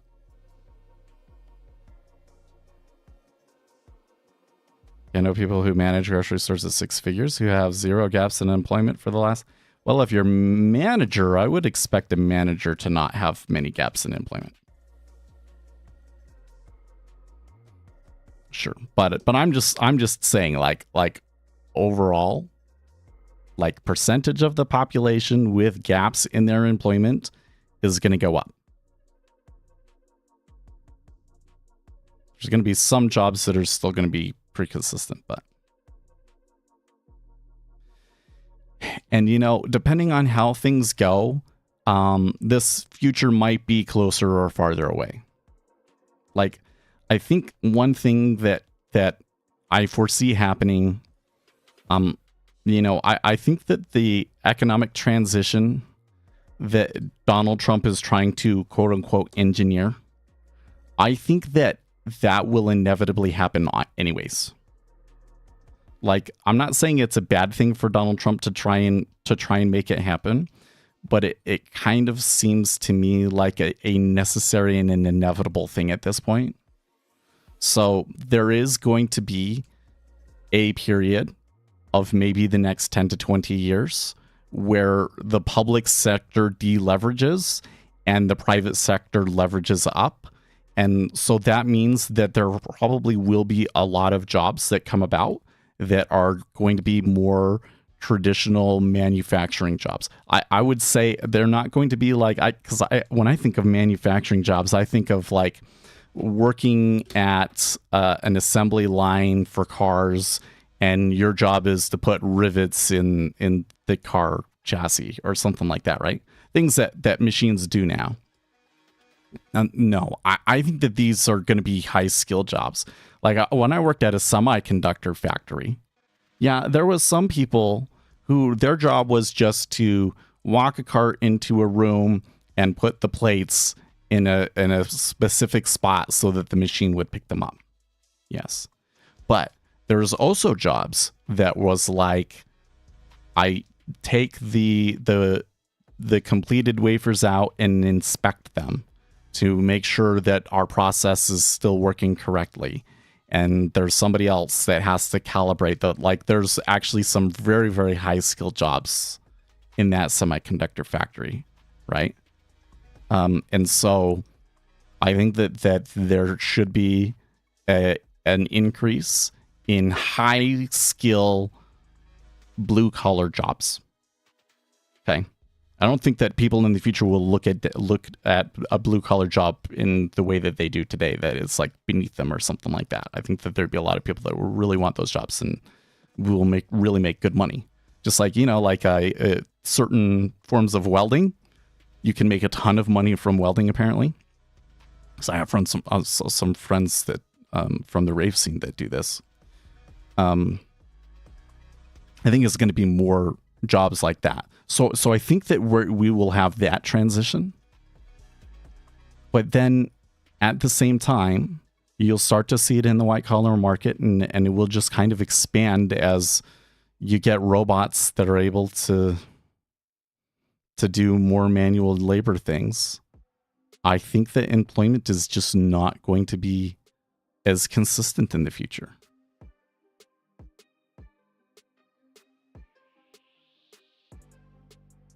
Well, I don't understand what your point is about people making $100K a year managing an In-N-Out burger. There's not that many In-N-Out manager positions. There's only like 100 of them or something, right?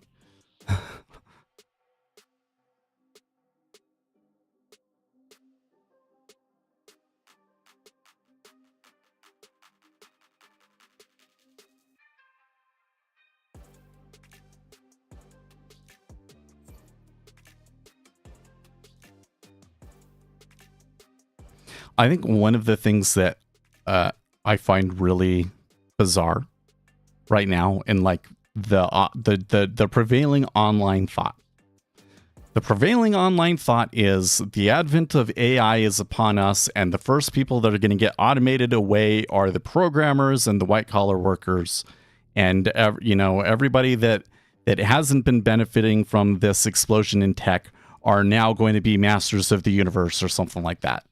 And I really don't think that that's the way that it's going to play out. If it really does play out in a way in which there are less white collar jobs, then all other jobs will be very close behind. Because if you have a robot that's really that good at writing code, then you have a robot that can be good at flipping burgers. And you can have a robot that is, frankly, good at managing people. I tell you what. You can look me in the eye and tell me that after as many months as you've been unemployed that you couldn't have traded down. No, I don't think so. I really don't. Because if you apply to those jobs, you don't get them. So, like, here's the issue. There is something like what is the number? There's something like 10 million people that are looking for work. That is, they're either unemployed or underemployed in some form. Okay. And there's only like 3 million actual real job openings. If that. So you actually have a mass of people that are applying for those kinds of jobs. And on top of that, any job posting that does get posted also gets flooded by like scammers from India and places like that, hoping that they can get on the payroll for just one paycheck. So I don't know where they come from. I just say India, but from out of the United States. So anytime that a job posting is posted, there are thousands of applications, even for just like working at a grocery store. And so who gets hired? You got 1,000 people applying. You can maybe interview like 5 of them, right? And that might involve multiple rounds of interviews. So which ones do you hire?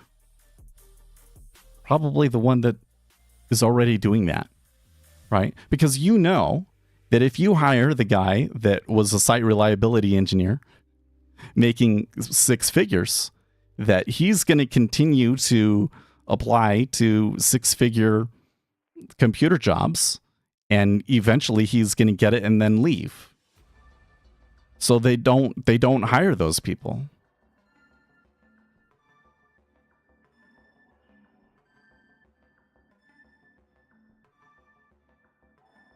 You say they would hire you, but you're not considering that it's competitive, right? I think you should be more active trading you here anyways. Yeah, maybe. Oh, by the way, I forgot to turn on the robot again. You got to remind me to do that, guys.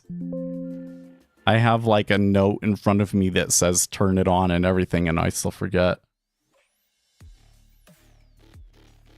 You could leave that part out of your but if I left that part out of my resume, then it would basically say that I haven't worked since 2010. Like,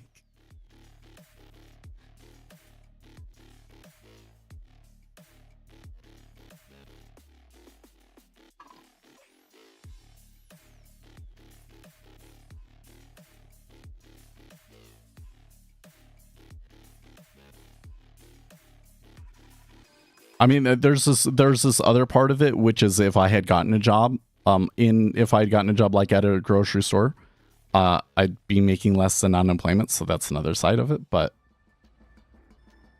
that only applies for a week or two, right?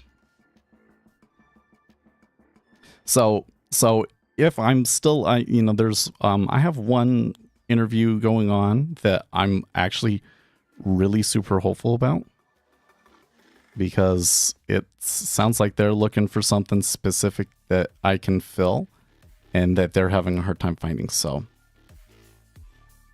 I'm really positive about this one. More so than any of the other ones that I've done, I think. But we'll see. But, and I think that I still have another week or two of unemployment. But then after that, you send me anything, I will apply to it. I'm just telling you. Because I've been I've been reading a lot of experiences from other people and all of these sorts of things. And all of them say, yes, I applied for everything, even McDonald's, and McDonald's won't hire me. That's what they are all saying.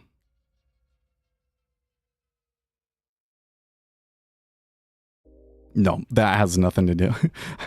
Uzi says, if there's one thing neurodivergent have in common, it's a treasure trove of excuses for things. You'll procrastinate legendarily. Well, an ADHD person will procrastinate, that's for sure.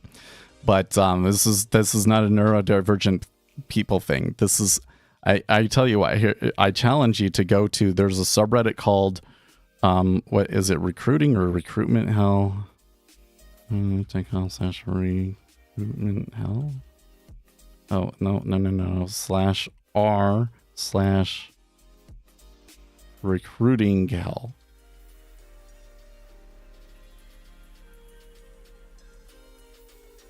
I think recruiting hell is probably the biggest one. So 795,000 members.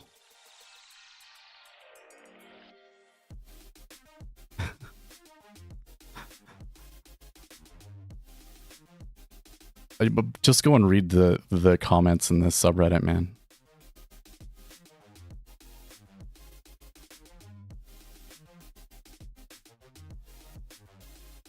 Oh, I didn't say that yet. Here's why I can't get a retail job. I have a trading stream. No, that's not why. The reason I can't get a retail job is, one, because I make more on unemployment, and two, after that, they won't hire me. We'll apply to them, but I'm just telling you now, they're probably not going to hire me. Here's why I don't trade. That's not true. I do trade. I'm just very, very selective. That's all.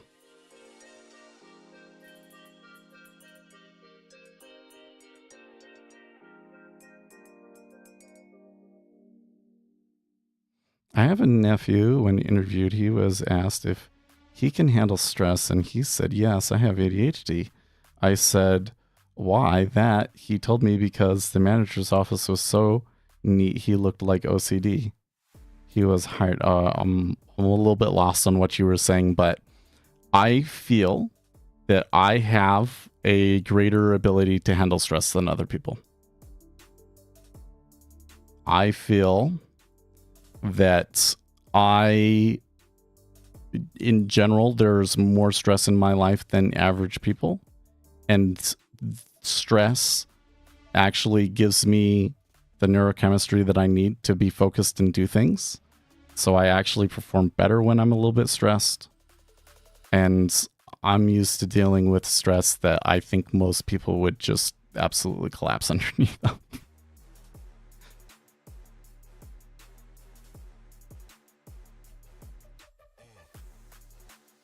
I tell you what, man, there are some things that you don't know what it's like until you've done it. Dealing with an autistic child is definitely one of them. Because, like, especially if he doesn't want to go to school and I force him to go to school or whatever, or that's maybe a bad example, because I guess I can always just say, I guess we're not going to school today then. But especially if he wants to do something dangerous or like really for his own safety, he has to do something. It is so emotionally draining. I have to just sit and almost cry. Like after it is the worst thing.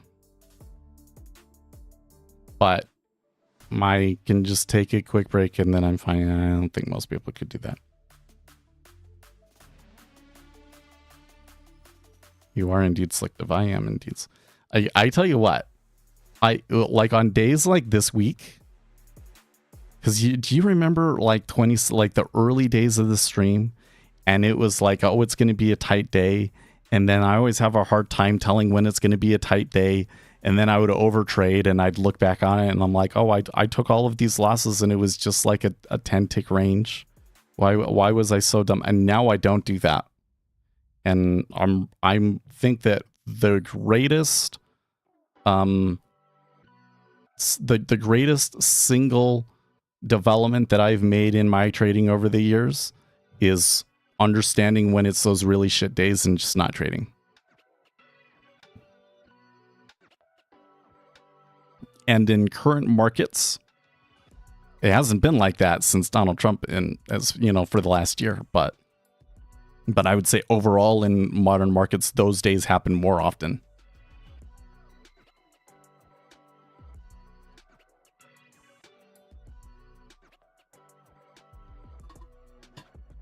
And, especially if we're able to bring interest rates back down, that kills volatility. Kills volatility.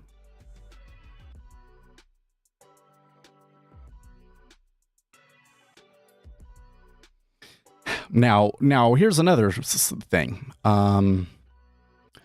Well, actually, there's a couple of other thoughts on this. One is, okay, so in 2 weeks, if I don't have unemployment and I somehow do find a job that is like some sort of a bridge job until I can find a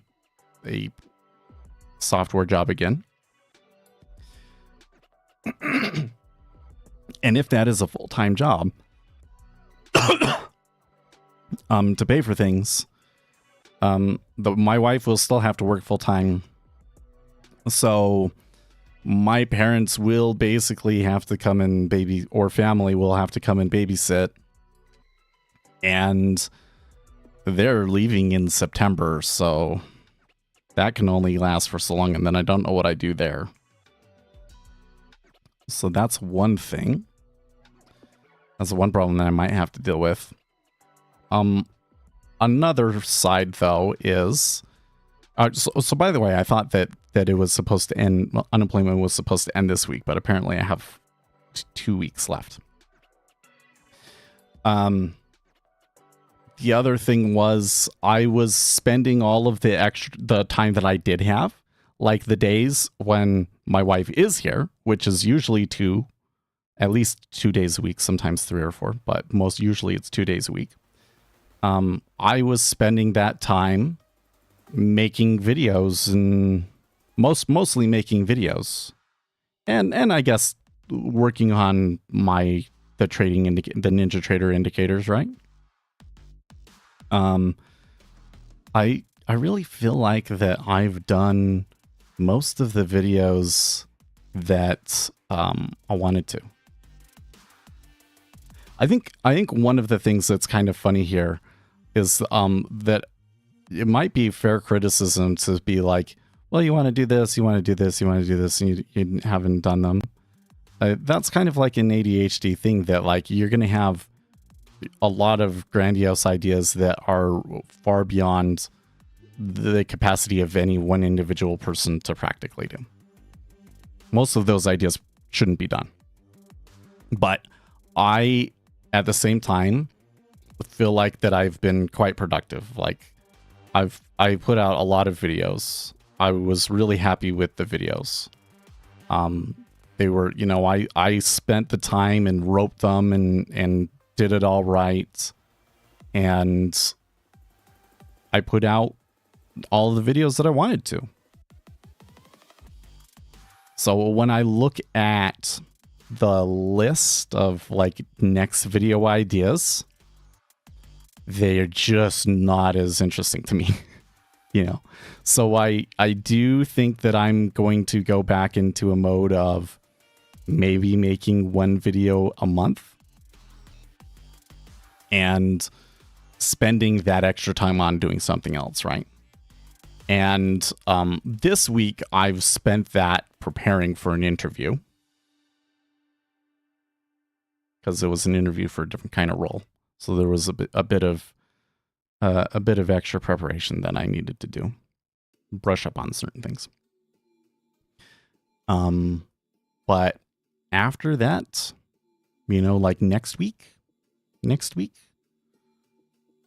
probably will do some work on making my own trading platform.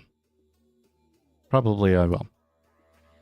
I don't think that I have enough time to really get product to market in a certain amount of time and like make a startup about it and everything, but I can get started on it, and I will do that.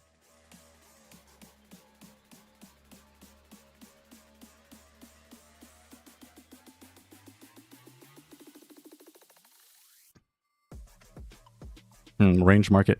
That is a point, is that I could be trading the equity indexes right now, right?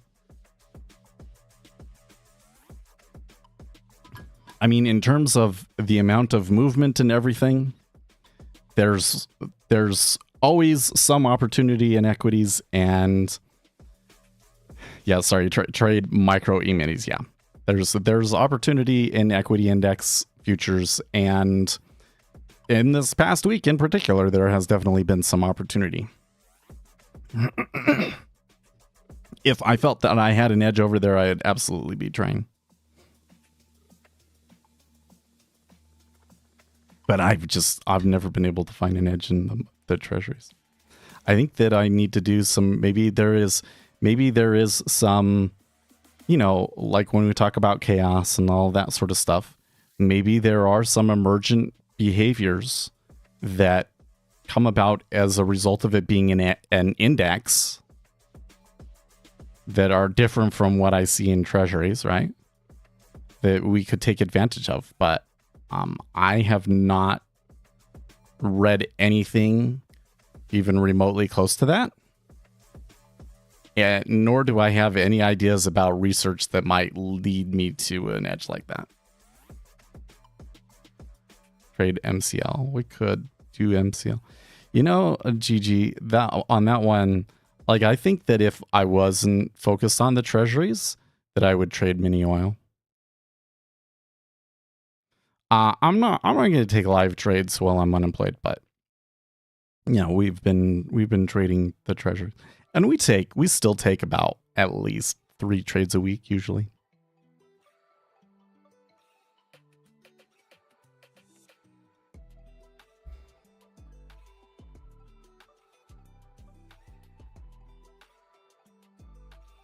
I've been trading YM in the afternoon after the GEX, and it feels like I'm sure it would.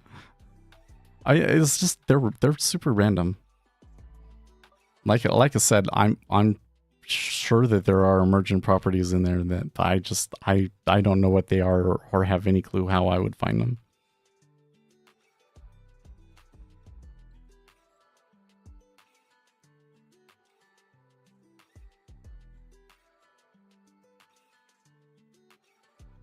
I guess the one thought I have on that is that I think that the key might be in finding a signal that has lower than normal MAE. The adverse excursion is less for some reason. I've never been able to find something like that.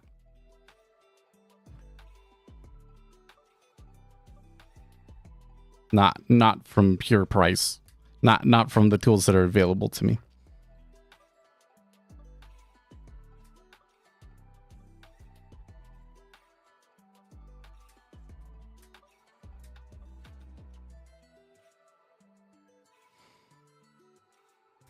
You know what? That is a question. We do have 20 minutes left. I can do it. I guess I can do it right here.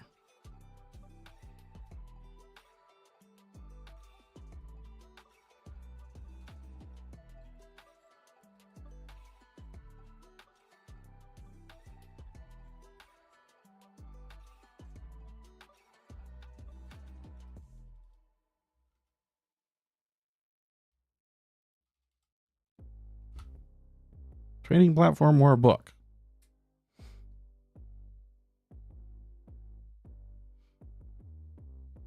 Vote now.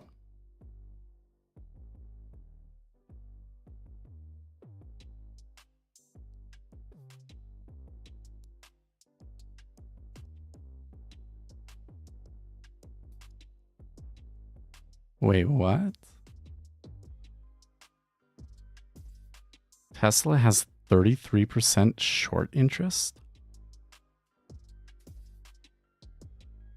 That's maybe an opportunity. I really hate all of these companies where they've you know, for the prestige of it, they've let their share price remain like in the hundreds of dollars. OnlyFans should be on the list.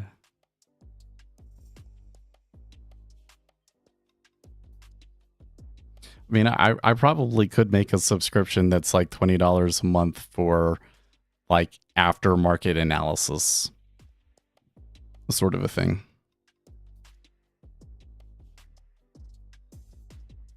Thank you. It means a lot to me, Claudio. It's hard to make them, and I don't feel like that I get enough reward out of it.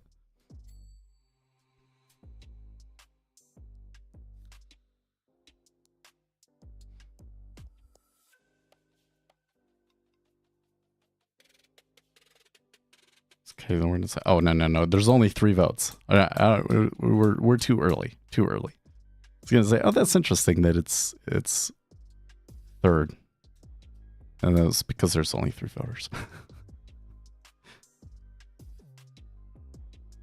Oh, I had this open. We didn't even look at them.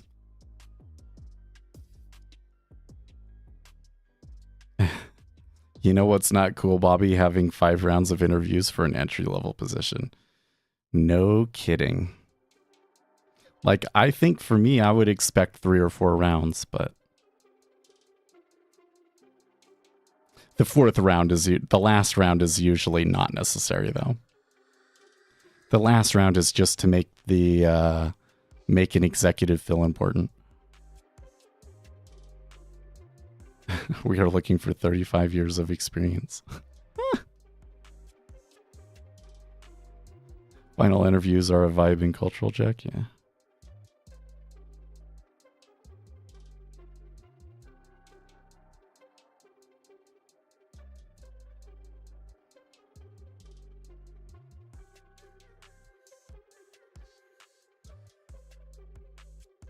Is it worth applying to roles with 100 plus applicants? Yes, if you're qualified. So most applicants aren't.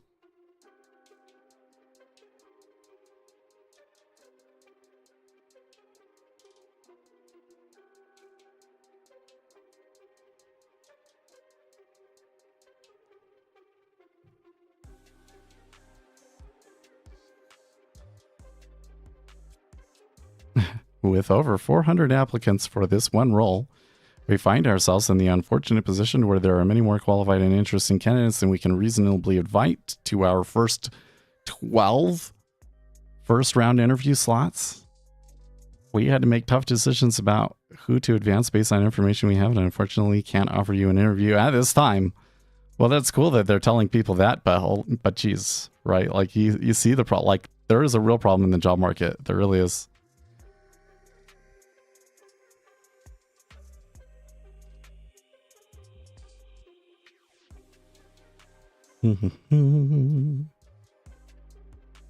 I do see people saying that they're getting hired, so I do think there is a light at the end of the tunnel. It's just that the tunnel's a lot longer than it normally would be. Like, they're saying that it takes most applicants 6 to 10 months to find a new job.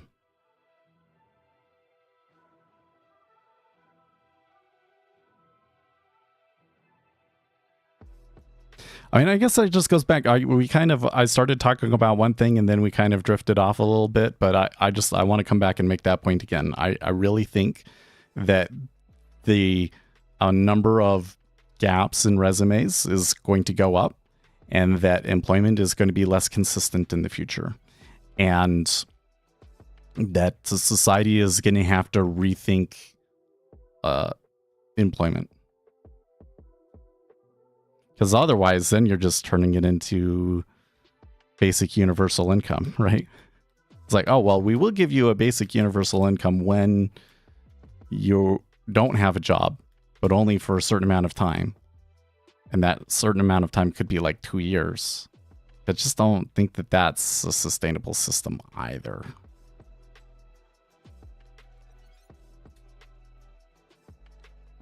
Tunnel is very long, and the only ways I see myself ever getting a good job or starting my life is when I'm finally able to move, and that's when there aren't even minimum wage jobs hiring in or around Illinois because most of the businesses have already all left. Oh, I bet it's so much worse in Illinois. Yeah, that's rough. That's really rough. Uh-oh, here's one. So there's another subreddit called CS Career Questions.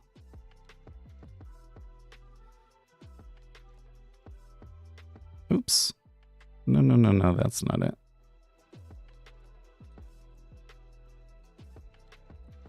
My company is starting to ask elite code hard questions and it's getting ridiculous. So that's another thing. That's something that like really grates on me is companies that they're turning their hiring process into a gauntlet. Because they get so many applicants that they you know, that's really so much more energy. With so many programmers looking for work, why can't I find a junior dev to hire, let alone a senior one? I don't think I was asking for too much, but we posted a job a month ago and I've only interviewed about 4 junior level and 2 senior level candidates. Okay, so why didn't you hire those 6? I know the corporate side is screening out a lot, but I thought there would be more developers to interview, and the ones we do interview can't do an easy leak code question. Wait, really? Or can't do basic things like aligning content in CSS. Well, aligning content in CSS can be more more problematic than you would think. Can you center a div? Is the classic problem. How much are you paying? Yeah, well, that's probably part of your problem. Probably asking for 5 days in office, contract work, 3 to 5 years of experience, and the starting pay is $60K. Yeah, it would be.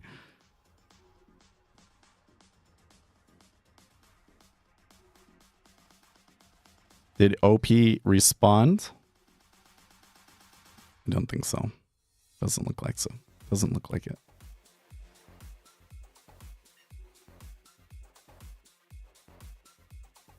How to find a product owner with experience in the adult industry? Oh boy.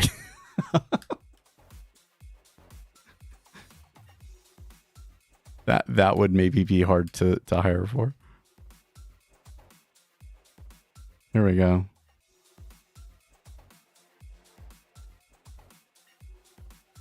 For context, I have a BA in business studies from a university of a city university. A levels in business studies. ICT, I don't know what that stands for in this context. There's some business thing that's that acronym. History, GCSEs in maths, English, blah, blah, blah. I have 8 years of experience in retail management and store assistance post-degree. I'm back retraining in a different field and needed a part-time job while studying. Guess I'm not even good enough to interview 2 stock shelves, despite making me jump through hoops to do a suitability test, which classified me as, quote, suitable for a retail role.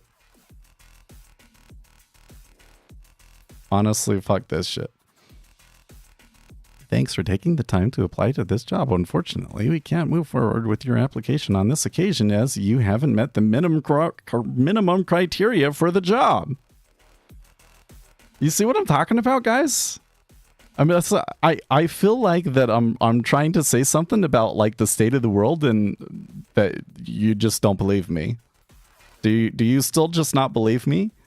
I'm telling you, it's out there. This guy, he has like a whole business studies degree and everything in like managing the store, and they're saying that he doesn't even qualify to stock the shelves.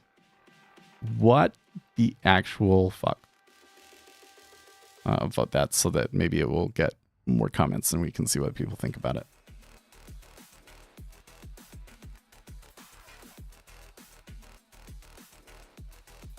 Oh, look, this job is straight up saying we've posted a job listing, but we're not actively hiring for it. Are you kidding me? That is so crazy. Well, maybe that'll work. Maybe they'll be like, oh, well, but I'm interested in that. And if they came back a year from now, I'd be interested in that. Maybe that'll work for them. I actually maybe kind of appreciate that one.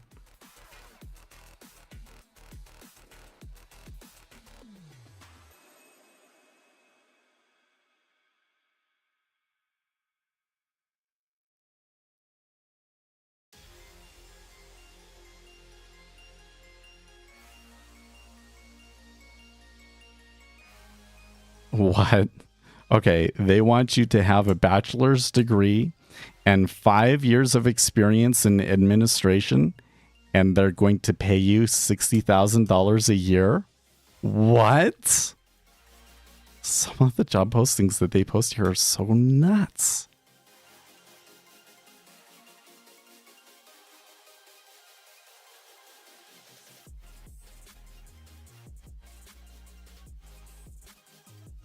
I've had it happen to me half a dozen times. Apply to Company X, interview often extensively at Company X, get rejected by Company X, job opening gets reposted.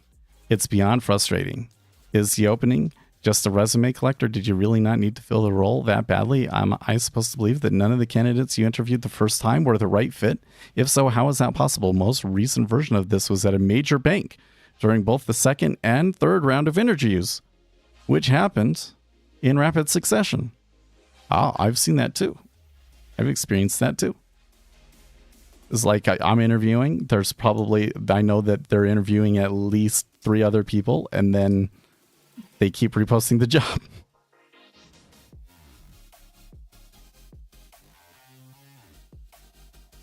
Both during the second and third round of interviews, which happened in rapid succession, they told me desperately they needed to fill the role.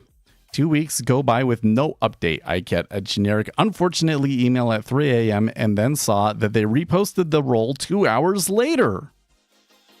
You can't convince me that they actually desperately needed to fill the role if they're starting over from scratch.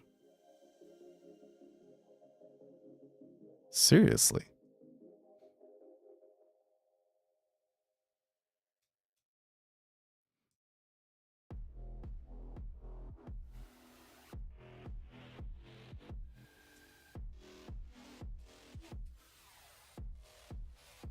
Recruiter tells me the job is hourly until I sign, and then they tell me it's a salary.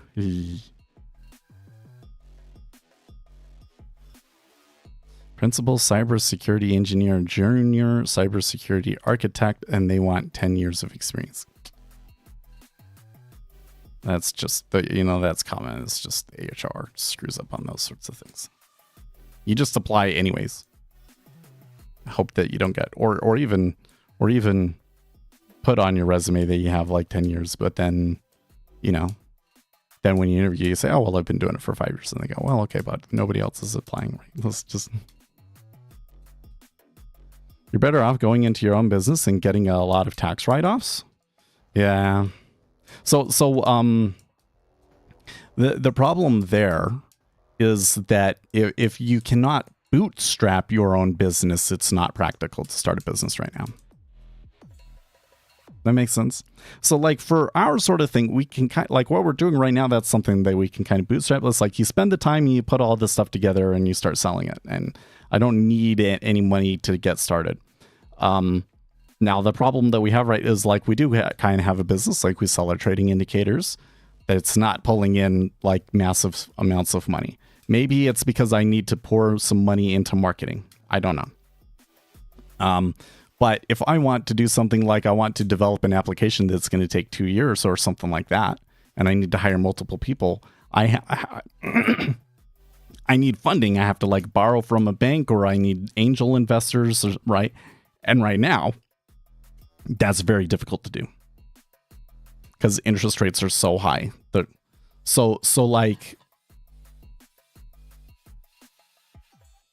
in the tech industry in particular, one of the things that is happening is that you would have a lot of these guys that are like, top of their field or whatever. They're working for Google or whatever. And then they would go and they would do a startup, essentially, right? And what is happening now is those startups aren't happening. So those people are in the regular job market. And that's why you get all of this crazy stuff where it's like, it seems like that the companies are asking like ridiculous things. It's because there is actually a ton of highly skilled people in the market. It's kind of like a similar problem to what you see on dating apps, where it's like all the women are like, oh, there's nobody good to date or whatever the deal is. And meanwhile, that the guys are like, nobody will match with me, right? It's because we as humans do not deal with abundance very well at all. There's too many options, and we can often, the abundance makes us think that we're in higher demand than we actually are. So it's basically like it's creating an imbalance in the job market that's really, really hurting people right now.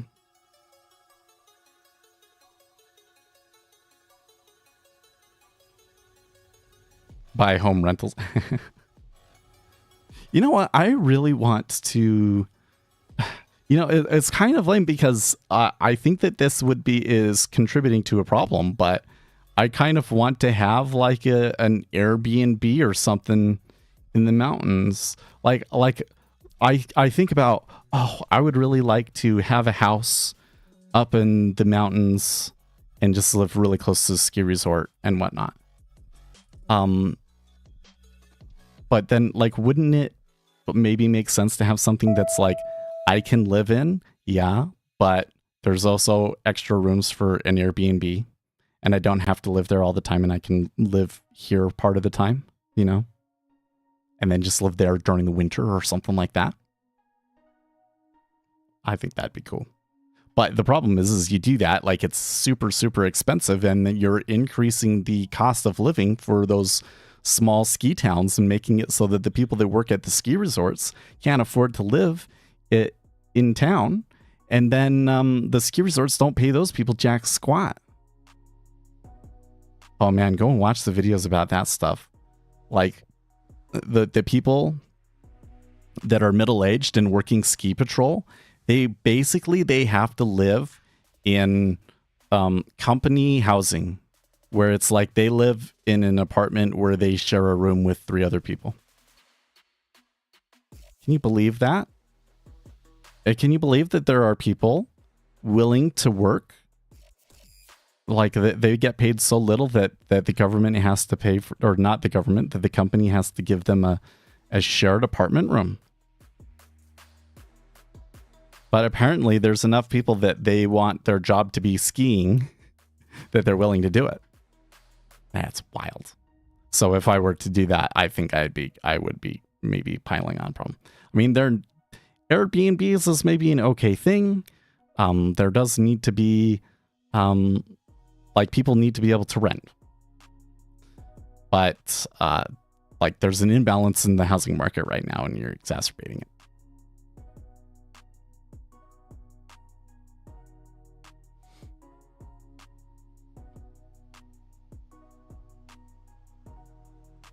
Fired after 3 weeks. Now that's rough.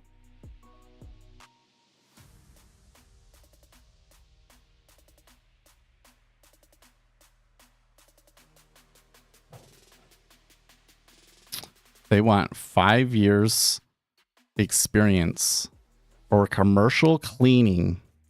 Are you seeing this, Uzi? Are you seeing this? Commercial cleaning, 5 years required? What? WTF? Who are these crazy people? These companies doing this? I can't imagine Uzi putting a job posting up like that. Like, wow.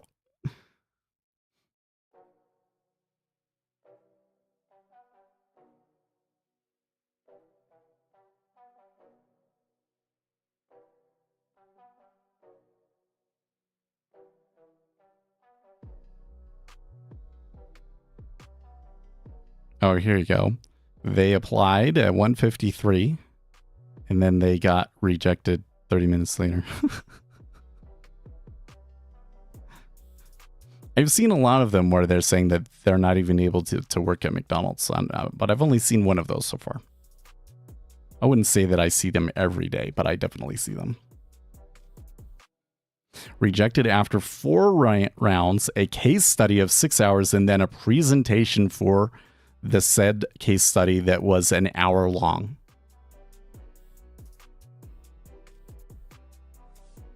So crazy. I have a guy in my neighborhood that's what he's going through. So he's a sales guy.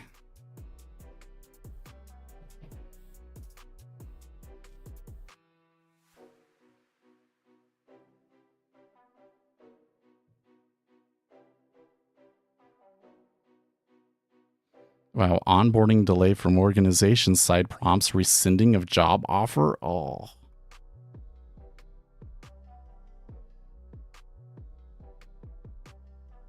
We have a lot of Polish cleaning ladies in Chicago, and they are charging $45 an hour, and they are self-employed. That's a lot.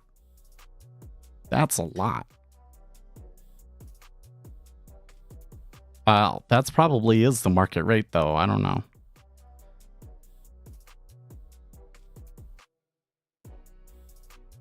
And we have to ask Uzi, how much does he charge for an hour? $45 an hour wouldn't surprise me.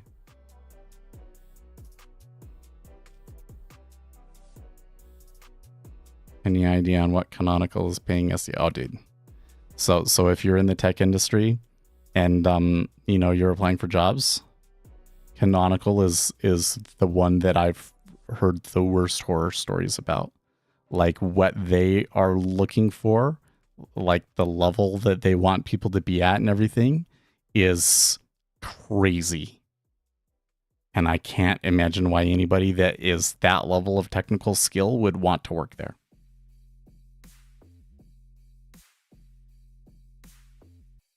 That's the one that I hear the worst negative stories about is Canonical. They make Ubuntu.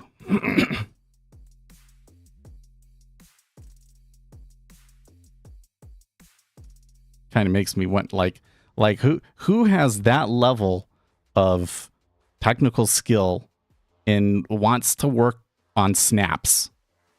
Give me a fucking break, guys. If you know anything about Linux, you know what I'm talking about. Where are you from? I'm from Utah.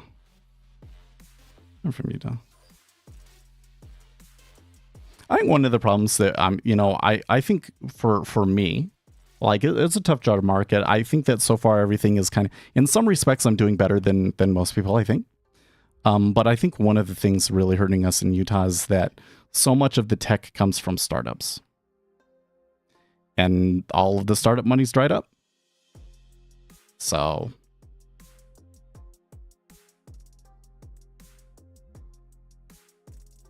this is definitely a situation that, if you're in markets, you should be monitoring, because basically what we have is a frozen job market, which is to say, like, most people have jobs, but they're terrified to leave their jobs because they know how bad the job market is. Those are the people that don't have jobs are having a very hard time finding ones, right?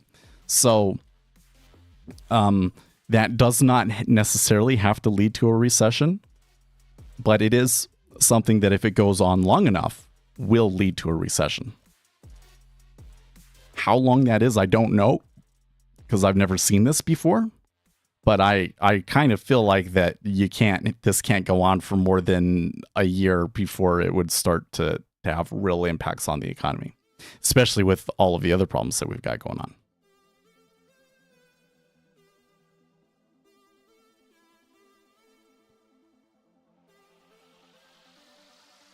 And I mean, this subreddit, it's been around forever. I mean, there's always horror stories in recruiting, but like in this job market, it's particularly crazy. And you're seeing a lot of crazy stuff posted.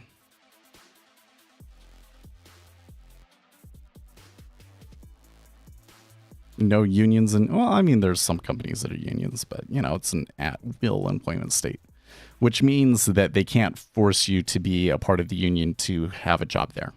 Like, I worked at a semiconductor factory and they had a union, and you got to pick whether you were with the union or not.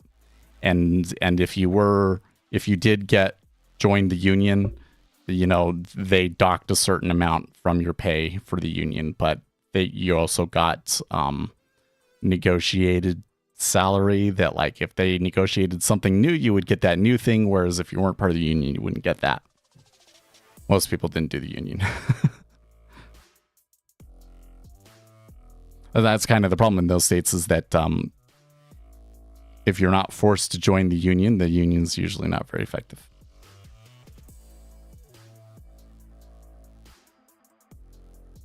Oh, wait, here's exactly what we want to talk about.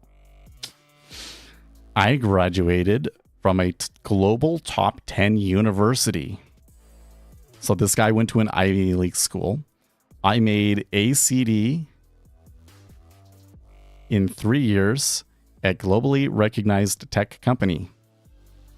All I have to show for it, as I see this 6 month of unemployment on the horizon, is one interview this week. Not the grocery store one, a role that is actually in my field. And they keep putting up and taking down the job on their website every 24 to 48 hours, which has me worried. I feel like I made all the right moves so far in life, and I'm about to lose it all. Wait until next week when you get rejected from the grocery store and some other job you're embarrassed to be applying for. Get on my level. Just kidding around. I hope it works out. Thanks. I'm not embarrassed. Just at an age where I didn't think I'd ever be back here again. I've waited tables and stuff in my younger days, so I went to college and got skills and experience, all things everyone told us would bring success. Yeah. I have a college degree and I'm 10 or 15 years older than you. Have had real jobs now. I'm looking at the same jobs I could have gotten out of high school. You know that feeling, man? Like, do you see what I'm saying, man? Like, it's not normal when people from Ivy League schools are applying for the grocery store. So I'm just saying, because I think a lot of people think, oh, well, you just go down and you get whatever kind of job you can. And since you're so overqualified for it, they'll love to have you. Doesn't work like that, because there's like 100 other guys like you applying for that job. Even the retail store. Crazy, right? Plumbers are charging $250 an hour now. Dude, in some cities, plumbers are in such high demand that the prices they're able to charge are just obscene. Supply and demand. There's a thing that I don't think people understand about the economy is that prices are determined by supply and demand, not based on like how much value you're providing or how much you're worth as a human being or anything like that.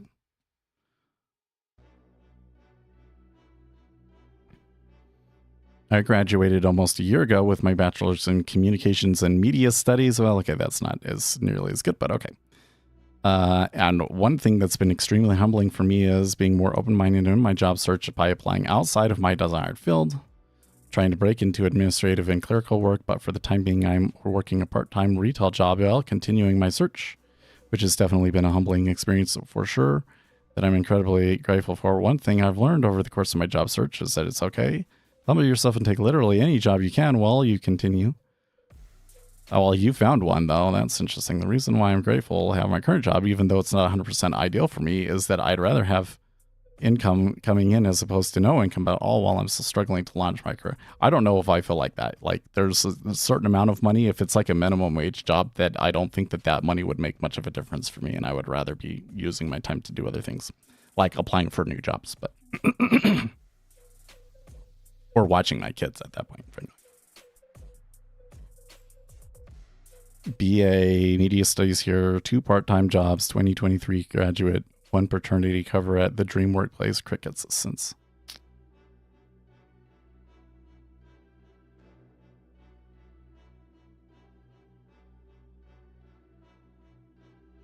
Somebody posting violent content down at the bottom.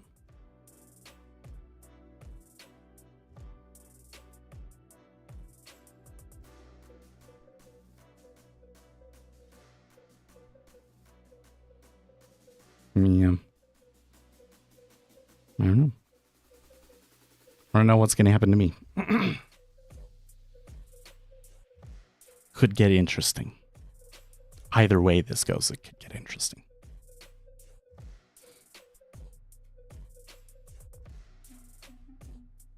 But I think I made my point, and I'm just, that's something we should keep monitoring. Like even I'm interviewing for something, even if I got this job, I'm going to continue to be on LinkedIn every day and looking at what's being posted and stuff to see if this logjam continues or not, because it is something that I'm concerned will turn into a recession. This is something that everybody's ignoring because the top line numbers look okay. But we're in a frozen job market where even Ivy League school people have a hard time getting a job at Walmart. That's crazy. All right, guys. I'll see you tomorrow. Stay excellent, team.